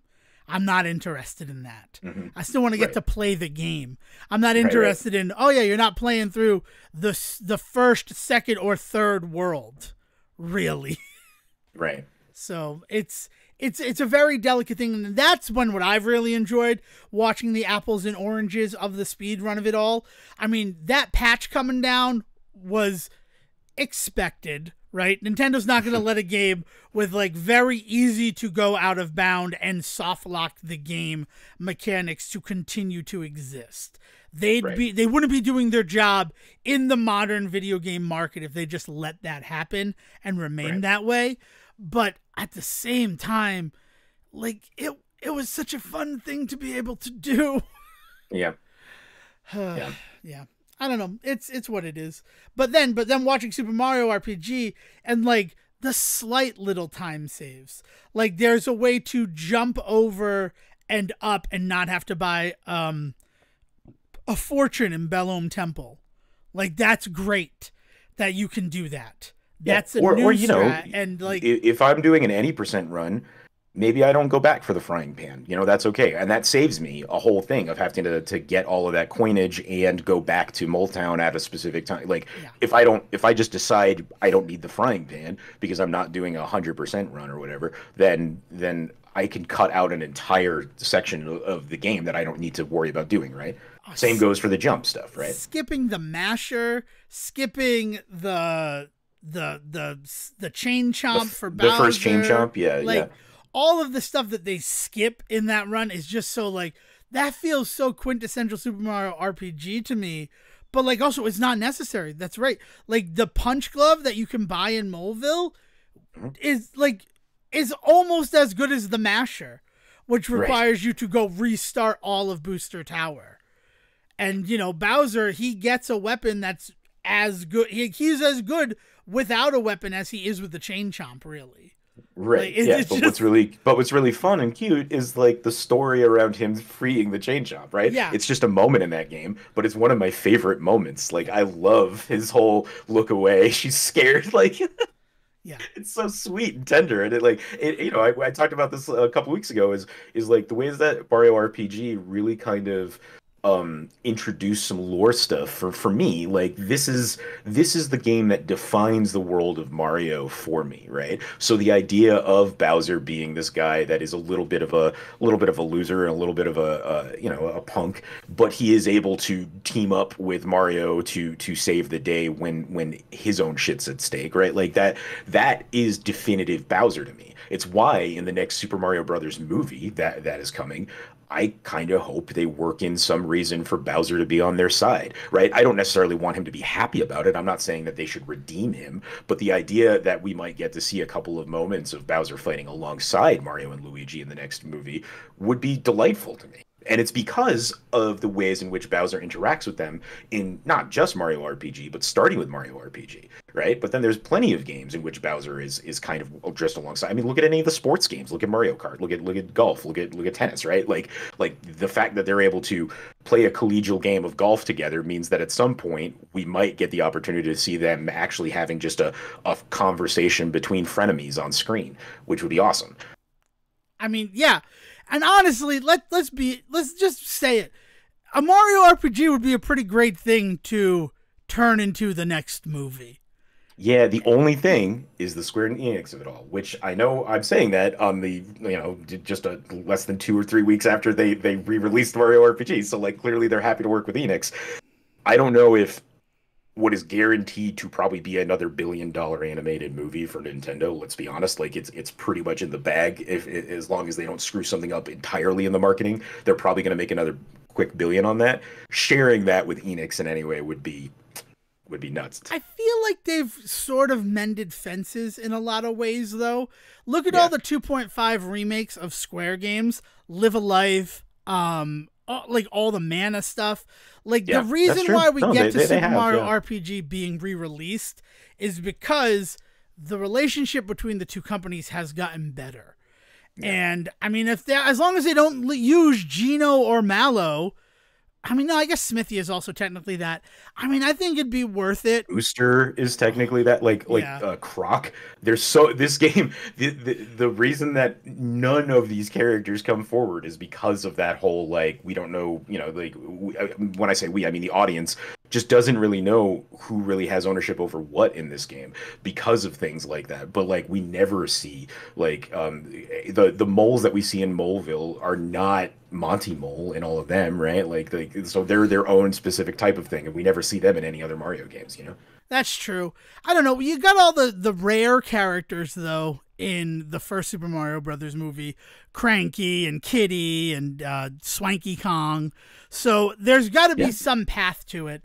And honestly, I think this is the game, and the proximity of the release where it feels like Wonder was supposed to come out as the Mario game with the Mario movie in so many ways. If If this were the follow-up to like get people excited. I mean, the really crazy thing about Super Mario RPG, and then we'll soon do it.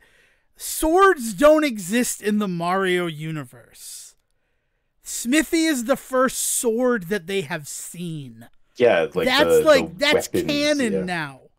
Because his Thought Peak entry says his name is based on Excalibur, but as swords have never existed in Mario's universe, he has no way of understanding that reference. And then, like, people have gone through, because that's a big claim, to say that swords have never existed in Mario games, and there is not a reference to a sword pre-Super Mario RPG. Mm-hmm. Every sword reference is post-Super Mario RPG. Yeah. And that's cool. Well, and like the whole like parallel worlds thing, and the idea that Star Road exists as a world unto itself, and there's so much stuff that really kind of gets born from this game that they then explore in later titles. I don't think that you get Mario Galaxy without this game. Without the story of this game, I don't think that you get the story of Mario Galaxy, at least, that you see. And Mario Galaxy, one of the like places where swords show up on a bunch of Bowser's like flags and emblems. Yeah. So it's that connection is also there, if the fact that, and it also makes me really happy, like that's why it's all Mario items that are the weapons in this game. Why it's hammers, why it's turtle shells, why it's chain chomps. Like, it's because Mario never had a sword to fight this stuff. So you're not going to noticeably the only guns we see are Geno, and he is not of this world, and like his toy aspect makes it also kind of feel like, yeah, of course he's got little rockets he shoots out. He was an action figure, right? Like there's lore reasons why Geno is the only one that has bullets. Well, I mean, Bullet Billy's existed since Super Mario Brothers. But... Sure, but we have never seen anybody with a handgun before, right? That's true. Yeah. And it does seem like it's like an action feature with him more than he's not holding a gun, right? Which right. Like his like hands come down and like bullets like fly out from inside him and stuff. Or he shoots his fists like a. It's cool. It's some interesting stuff that like it just makes me so happy. Exactly. Yeah. Our RPG has a staying power and a conversation starter, and it is just kind of heads and tails above what Wonder seemed to do. Like Wonder came out and people really enjoyed it and loved it, and we definitely, like you said, there were definitely moments where people were having conversations about it, but not many and not really deep ones. Whereas like RPG has been a fucking blast to talk about and listen to people talk about and watch people play. Yeah, so it's really, really interesting that we saw them within a month from each other, and I don't know if Nintendo is happy with the result or not, because Wonder didn't do bad. I don't think it's going to be the Mario game people remember from 2023.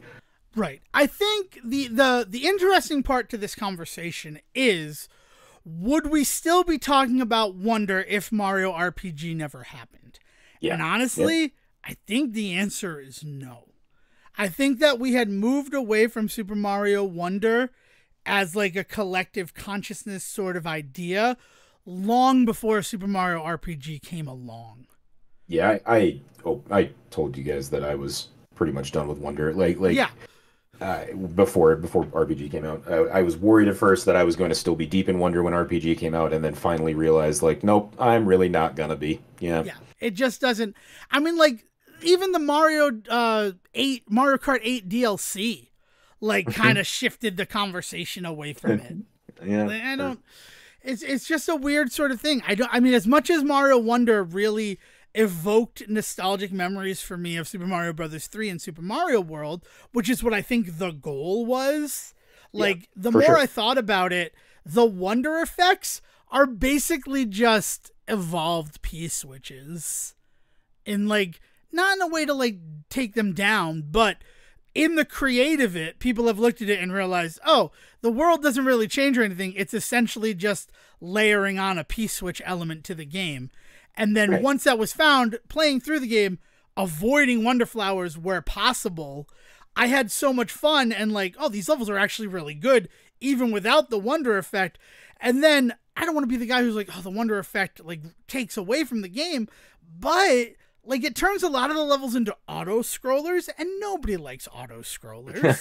Like, Yeah, there's definitely some auto scroll stuff. There's definitely some, I mean, more than auto scroll stuff. What are they called when they also when the ones that Mario Maker is famous for this, where it's not just that the screen is moving, but your character you basically don't have to touch it. What the don't move like ones, Auto right? Mario, yeah. Yeah, like the ways in which it turns a lot of it into that is like it's kind of a no lose situation for you. Like you become this unkillable character, go nuts.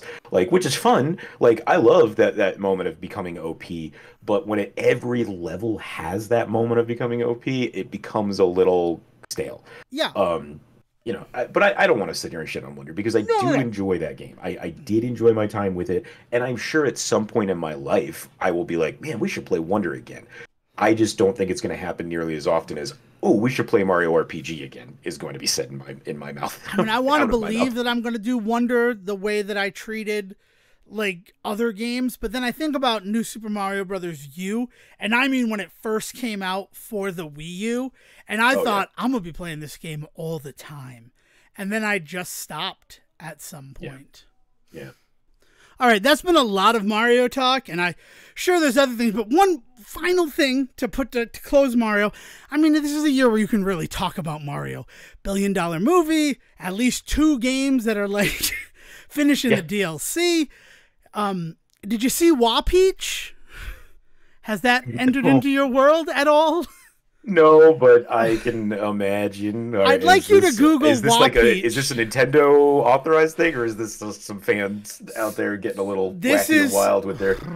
Nintendo's not happy, is what I'm Yeah. going to say, but it is Yeah. not a Bowsette situation.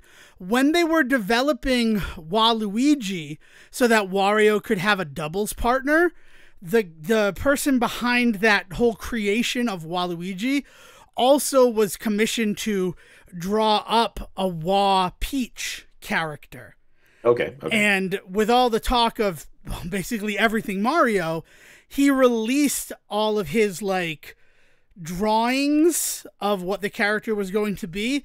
And then later it was found out that character models of Wa Peach were also created to possibly be used for Mario Tennis. Okay. And the world has lost their mind over it. 'Cause she's awesome. She like where the whole reversal of things, right? She is like a little brat who is immature and just like demanding. She's like if Veruca Salt were Princess Peach. Oh, so she's what's her does from the WarioWare games, his like niece or Ca- whatever that we meet Oh, eventually in the. yeah, I said her name in the WarioWare stuff. Yeah, it's like similar to that. There's a lot of Rosalina in her in terms of the Big Bang covering one of her eyes. So Nice. there's a lot of discussion of was she inspiration for Rosalina later on down the line. It's been a really crazy thing with the whole Wa Peach of it all. But most of all, I like that they didn't make her ugly. Right? Some people were like, oh, she should be just as ugly as them. And I wish she had like the big purplish pink nose. I will admit that. That'd be funny. It doesn't need to be big either. Just if she had a nose like that to, reveal that she's part of the Yeah, Wa or family. does she at least have like spiky eyebrows or something? Like I know that. Well, I mean they could give her a mustache, but I mean like the. But She has spikes on her head. She Okay, kind of okay. looks like Katamari Damacy a little bit in terms of she has Okay. a hood on that comes out in that. And though I'm going to Google this, and if Yeah. I end up seeing some DeviantArt shit here, I'm going to be very mad at you, Div. Okay. Just type Wa in Peach? W-A Peach. Yeah, it's not bad. For me, it's the 3rd story down Games Radar after 19 years. Waluigi's creator reveals Wa Peach. Oh no, all of the links for the Instagram stuff have all been broken. Oh wait. I think I can find it in the images though. Gonna Fumahide go back Aoki. into the way back machine. Yeah, but Fumahide Aoki was the person who created Waluigi and Wa Peach. Oh yeah, she's got like a hoodie situation going on Yeah. and stuff like that. But And I it's like- like a okay. More narrow crown. She has like the Bowser spiked bracelets. She's like a punk.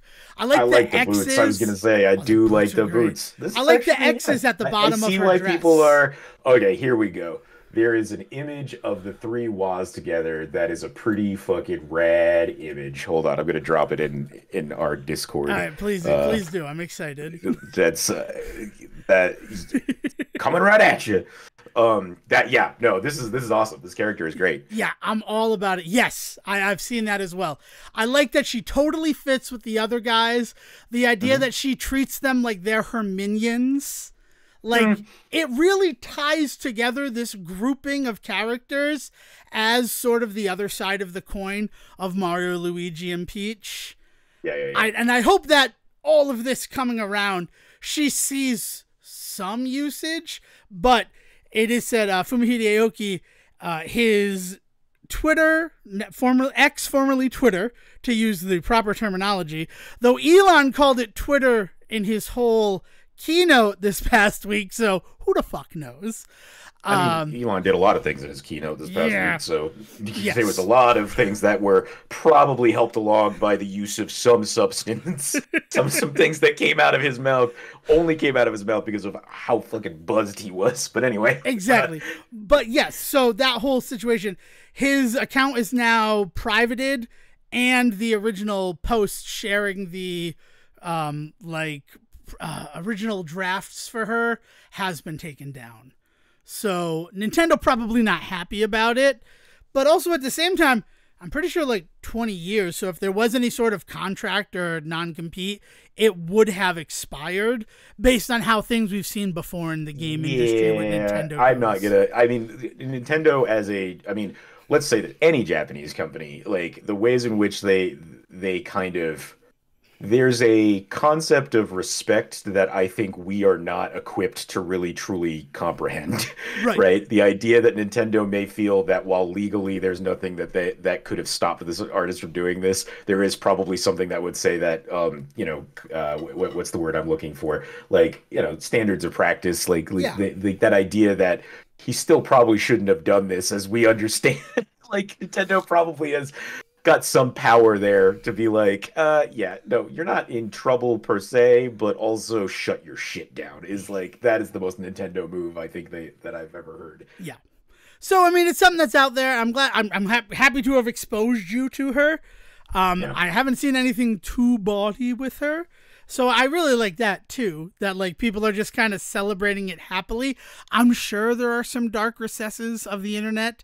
I mean, the Rule 34 exists for a reason, but it is one of those situations where, unlike Bowsette, which sort of like jumped right to the hardcore porn of it all, Wa Peach Yeah, no, has been kept sacred.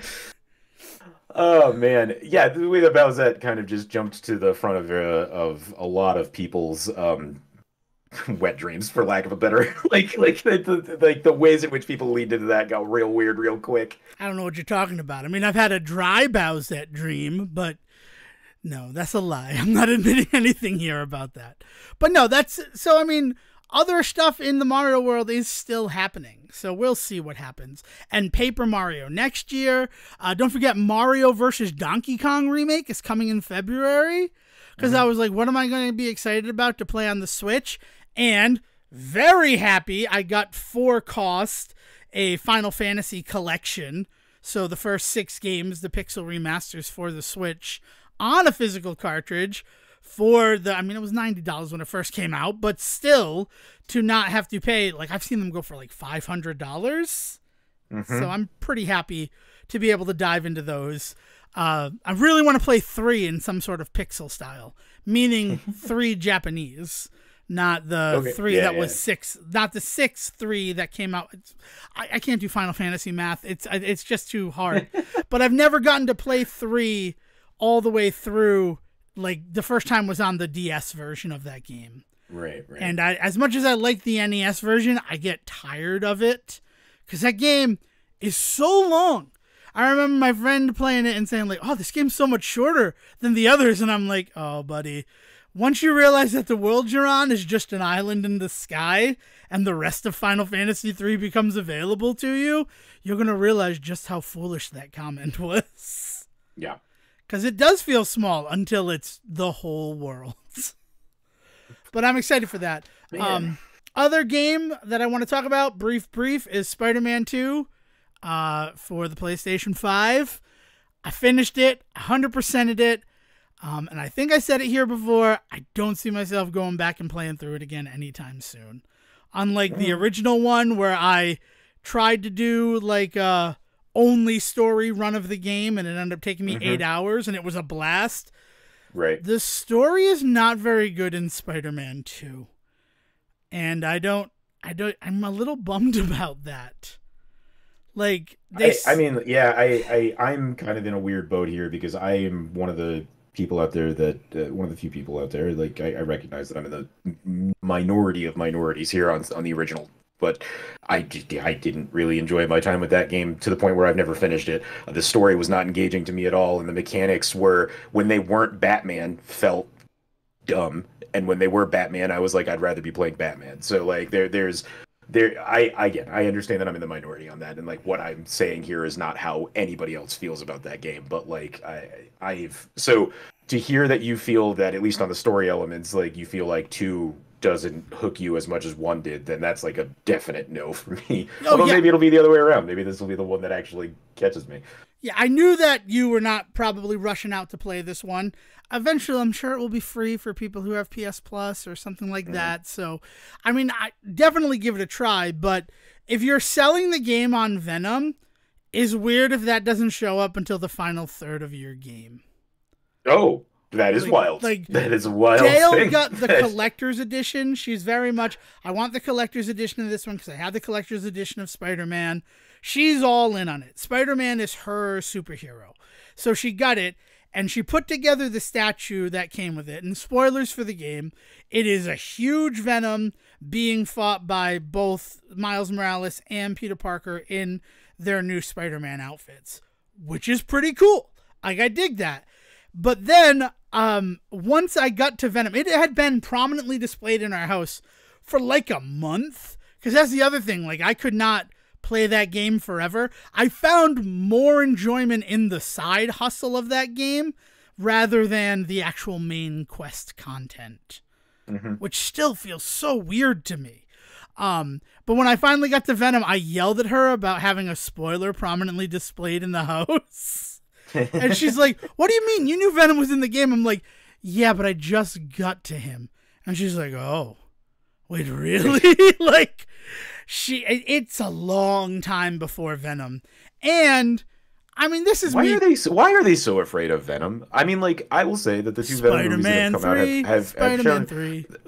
Right, yeah, but like Spider-Man 3, right? Like even that was kind of sold with the idea that, hey, Venom's going to be in this one, and we don't end up actually seeing Venom until the last act of that movie too. Yeah.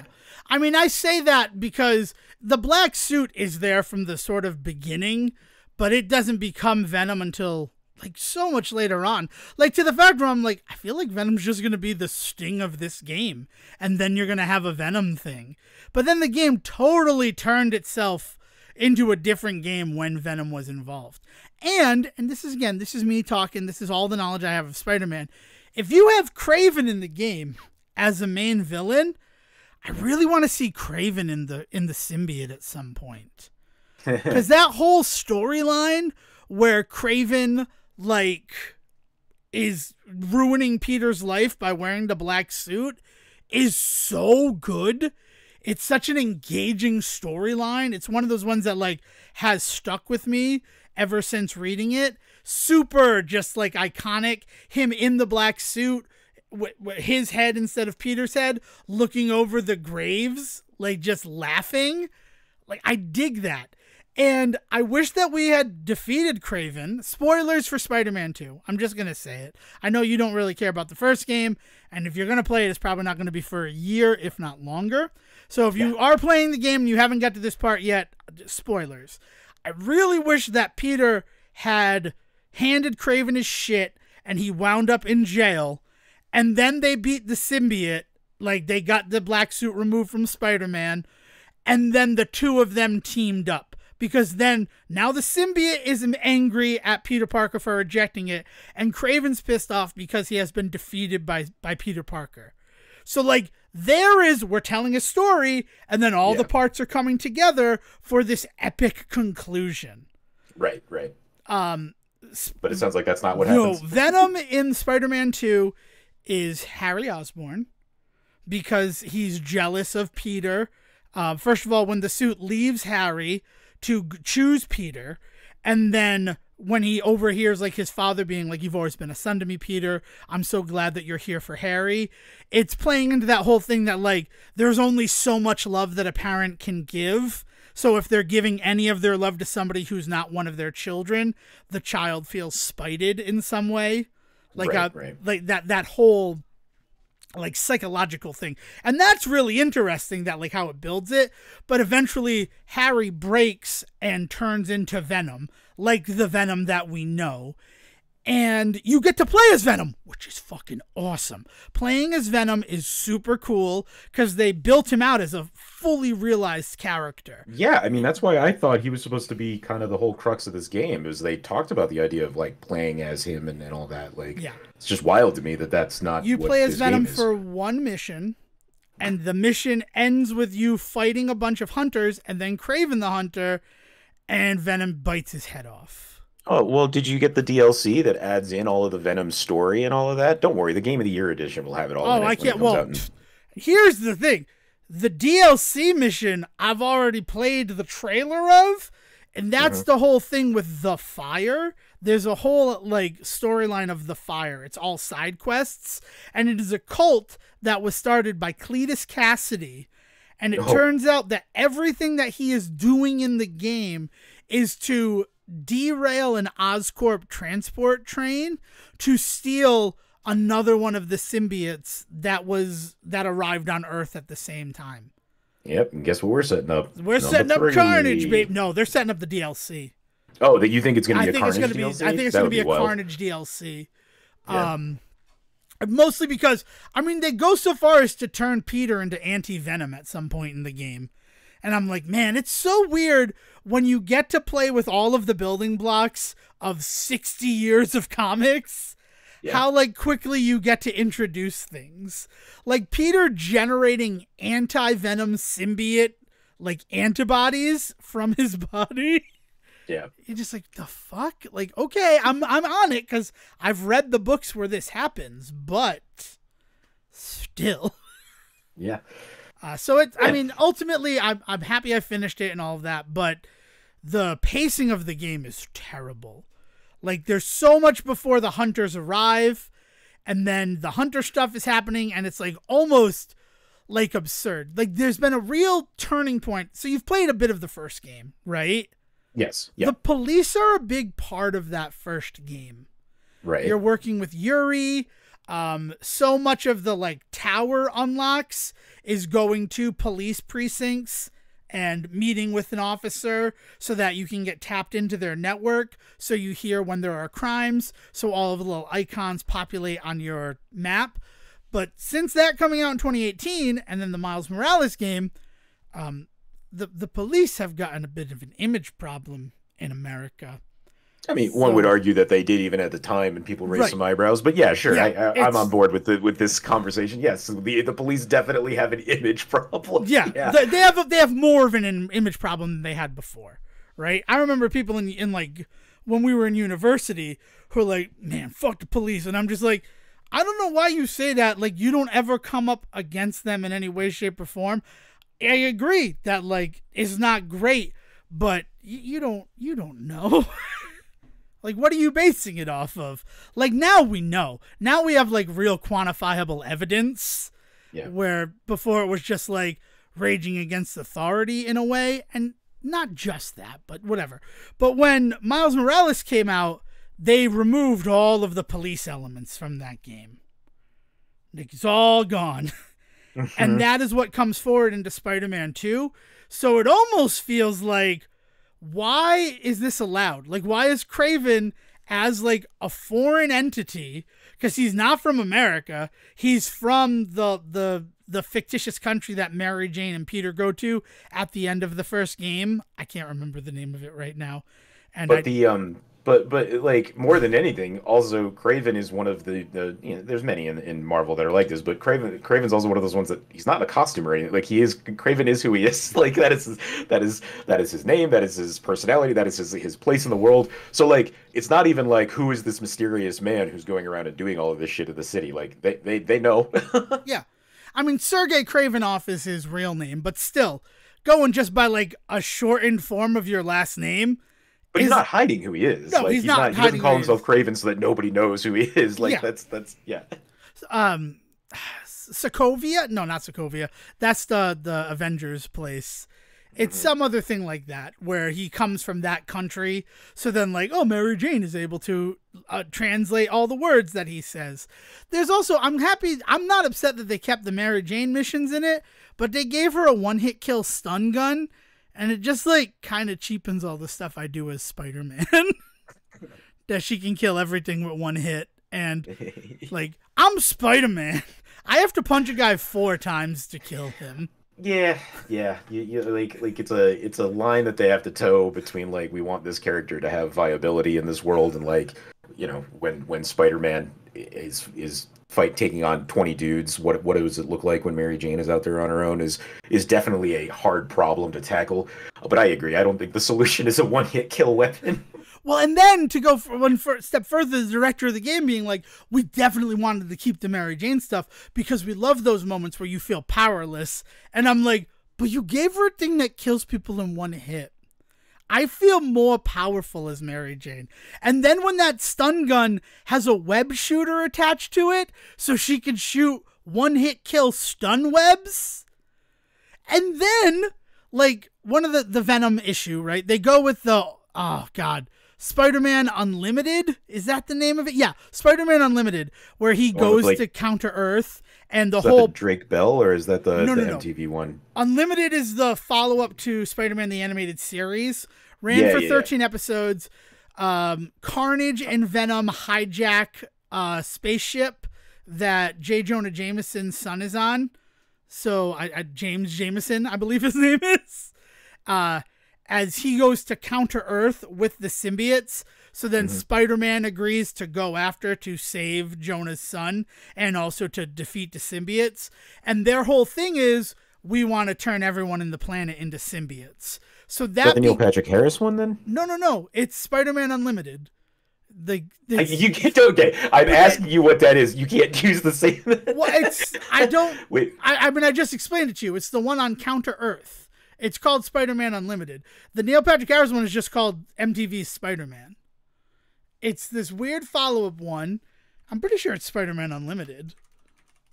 Okay. I think that's the animated series. Yeah, Spider-Man Unlimited. I wasn't crazy. The specific intonation, I don't know who does the voice of him. Reno Romano, maybe? Like, it's a new John Jameson, too, is Jameson's son. Yeah, they go to Counter-Earth. And it's so weird because, like... Yeah, so it's the same cast from Spider-Man. It's just it's like a Spider-Man, like... It's rather than finish the animated Spider-Man, they spun it off into a new series. Okay. Yeah, it's weird. A lot of people don't know about it. Like the Animen are there. I think I just kind of assumed it was part of the original Spider-Man series. Yeah. Now that I'm looking at it, I don't know if I would ever see this and differentiate it from Spider-Man the animated series. Well, I mean, if you see the first episode, it's hyper futuristic. There are like animal hybrid people. The Green Goblin is a good guy. Yeah, no, story-wise it would be different, but like animation style and voices being pretty much the same, I would think this is just, this is an arc in Spider-Man. Like, I wouldn't think more than that. So yeah, it's a different voice for Peter and Spider-Man. That's the big thing for me when I think about it, because it's Reno Romano instead of Daniel. I can't think of his last name, but he's in Malcolm and Eddie, beginning with the 3rd season. He's the white guy who works at the 50/50. I can't think of his last name. Daniel's his first name. He played Greg Brady in the Brady Bunch movie. That's who voiced Spider-Man in the animated series. But the whole plot of Spider-Man Unlimited is that the Venom and Carnage symbiotes want to turn the world into symbiotes. And that's sort of what it turns into in the 3rd act of Spider-Man 2, the video game. So there's a sequence as Mary Jane where she's running around normal humans who have been symbioted. And they all kind of look Okay. like the spiral symbiotes, where they don't have a face, they just have a spiral where their head is. Like, that was a Okay. big thing, like the King in Black storyline. Like, that was a style of symbiote that was introduced. She Okay. can, if she hits them in the head with her stun gun, it's a one-hit kill. Which, like, why does it matter where the stun hits the person? Why am I aiming for headshots as Mary Jane Watson? And then when she's so good as it, like, you fight riot-sized ones, like the big guy from the Life Foundation symbiotes, the grayish one, and they're Hmm. supposed to be like the thug version from like Batman Arkham Asylum, where like you need 2 bars in order to do a takedown on them, which then carries into Spider-Man.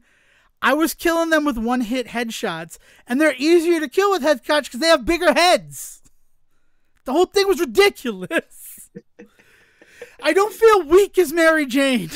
is my I thing. Well, and it's like part of it is that I don't know if I would want you to, but like then what is the point of those? I don't know. Well, Again, like in I the didn't like the first first one, game, so like hearing that the second game has a lot of these gaping like issues in it, like is not really a surprise to me.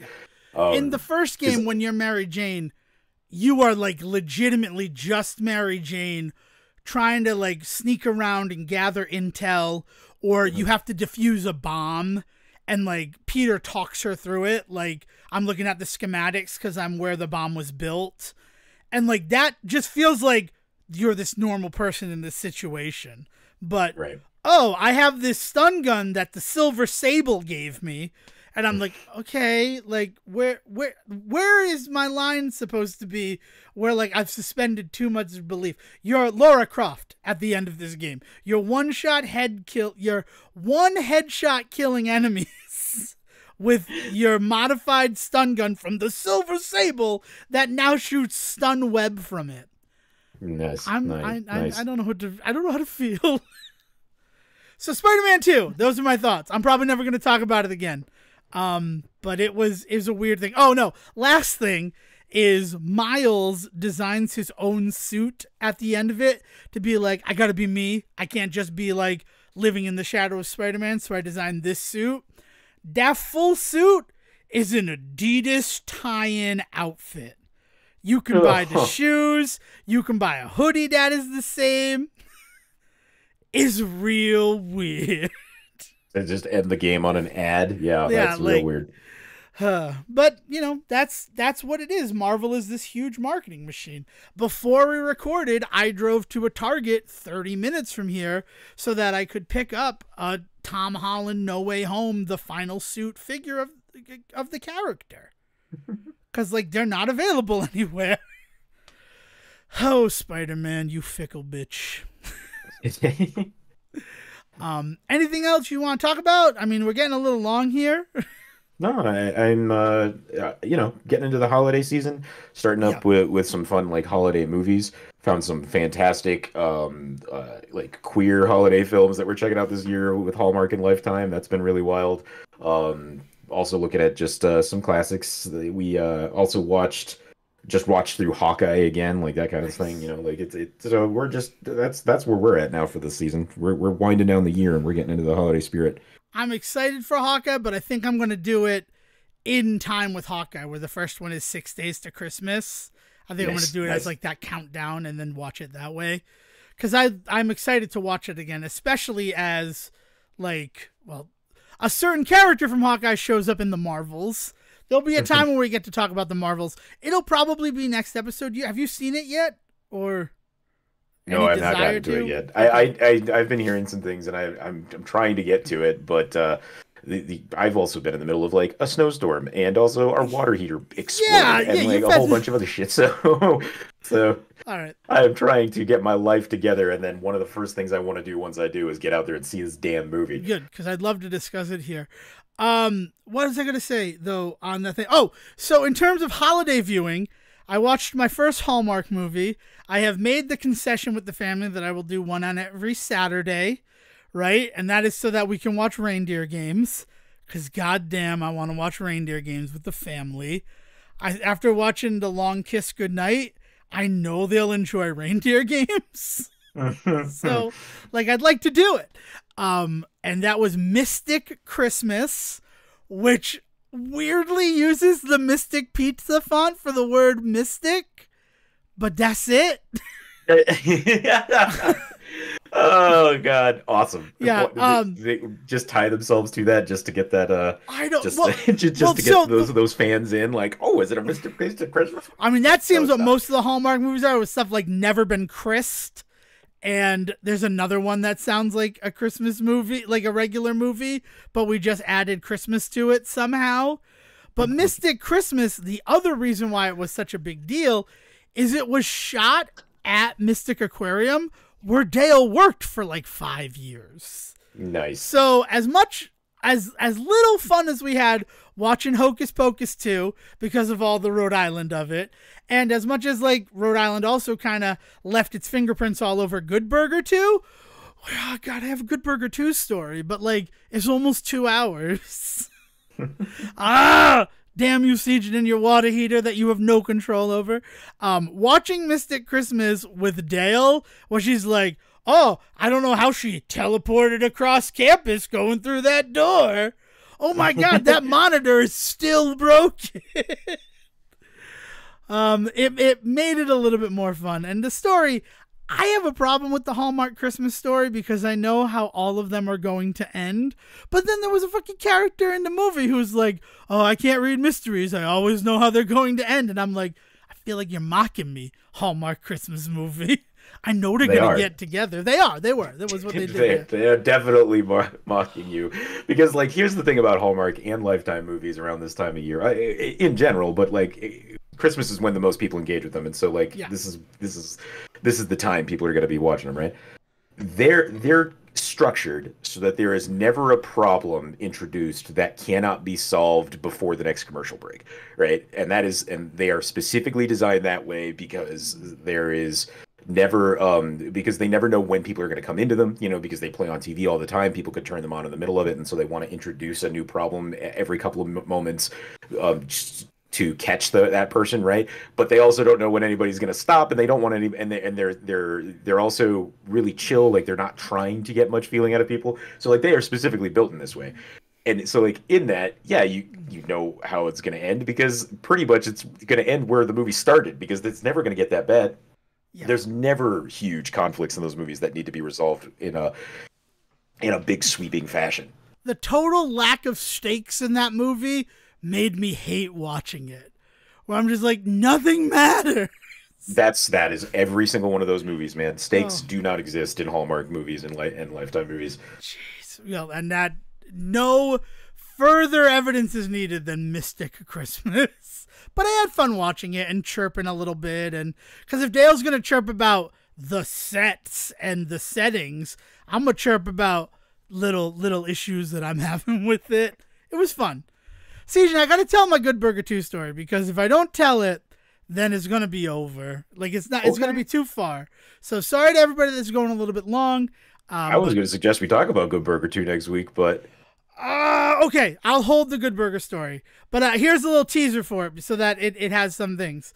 We found a Arby's that's 40 minutes from the house, and we went to the Arby's.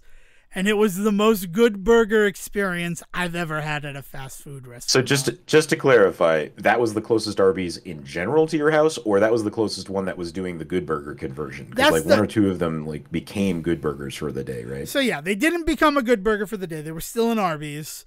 And I always thought that the closest Arby's was like but the thing said that they were going to be putting up Good Burger, not memorabilia. What's the word I'm looking for? Like signage and things.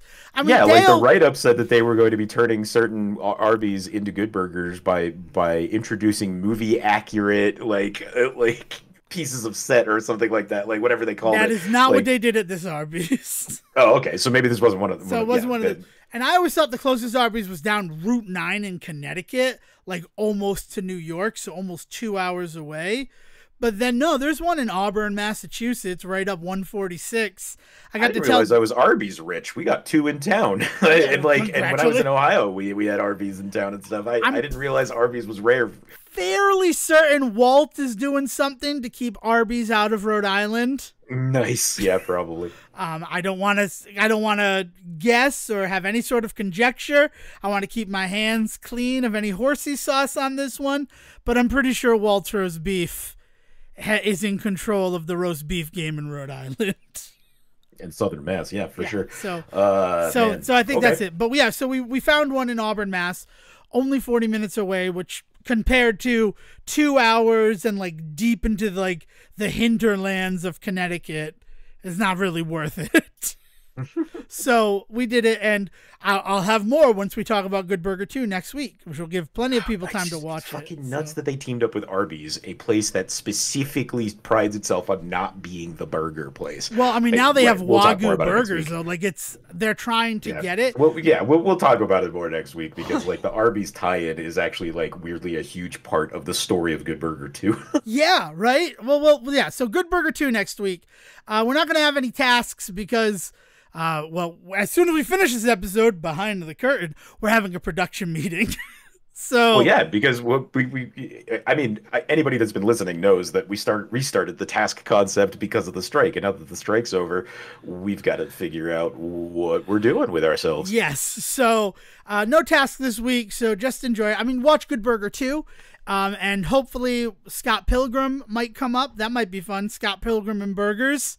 I bet Scott Pilgrim hates burgers, or he probably goes to Pizza. That's a Canadian reference just for you, Hap Guy. All right. But anything else, Sejan, or should we send this one over to Will? Nah, let's send this one to Will, and then you guys have yourselves a good start to your holiday season. Yes. All right. So if you want to get in touch with us, the same way to still do it. The Discord's not going to be releasing until 2024. I'm just going to say that. That's part of our production meeting, so we'll have that. But right now, if you want to get in touch with us, it's still emails to thesayreport@gmail.com. And again, specify in the subject line if it's for Devon or for Sejan, if it's not for both of us. And we look forward to hearing from you. With that, William, please bring us home. Have a good one, everybody. Thank you for listening to the Say Report with your host Devon Decker and Sejan Serwick. Please follow the guys on Twitter and Facebook by searching for The Say Report, and you can always subscribe on your podcast channel so this is delivered straight to you and you can enjoy it every week. With apologies to your mother, we'll see you next time.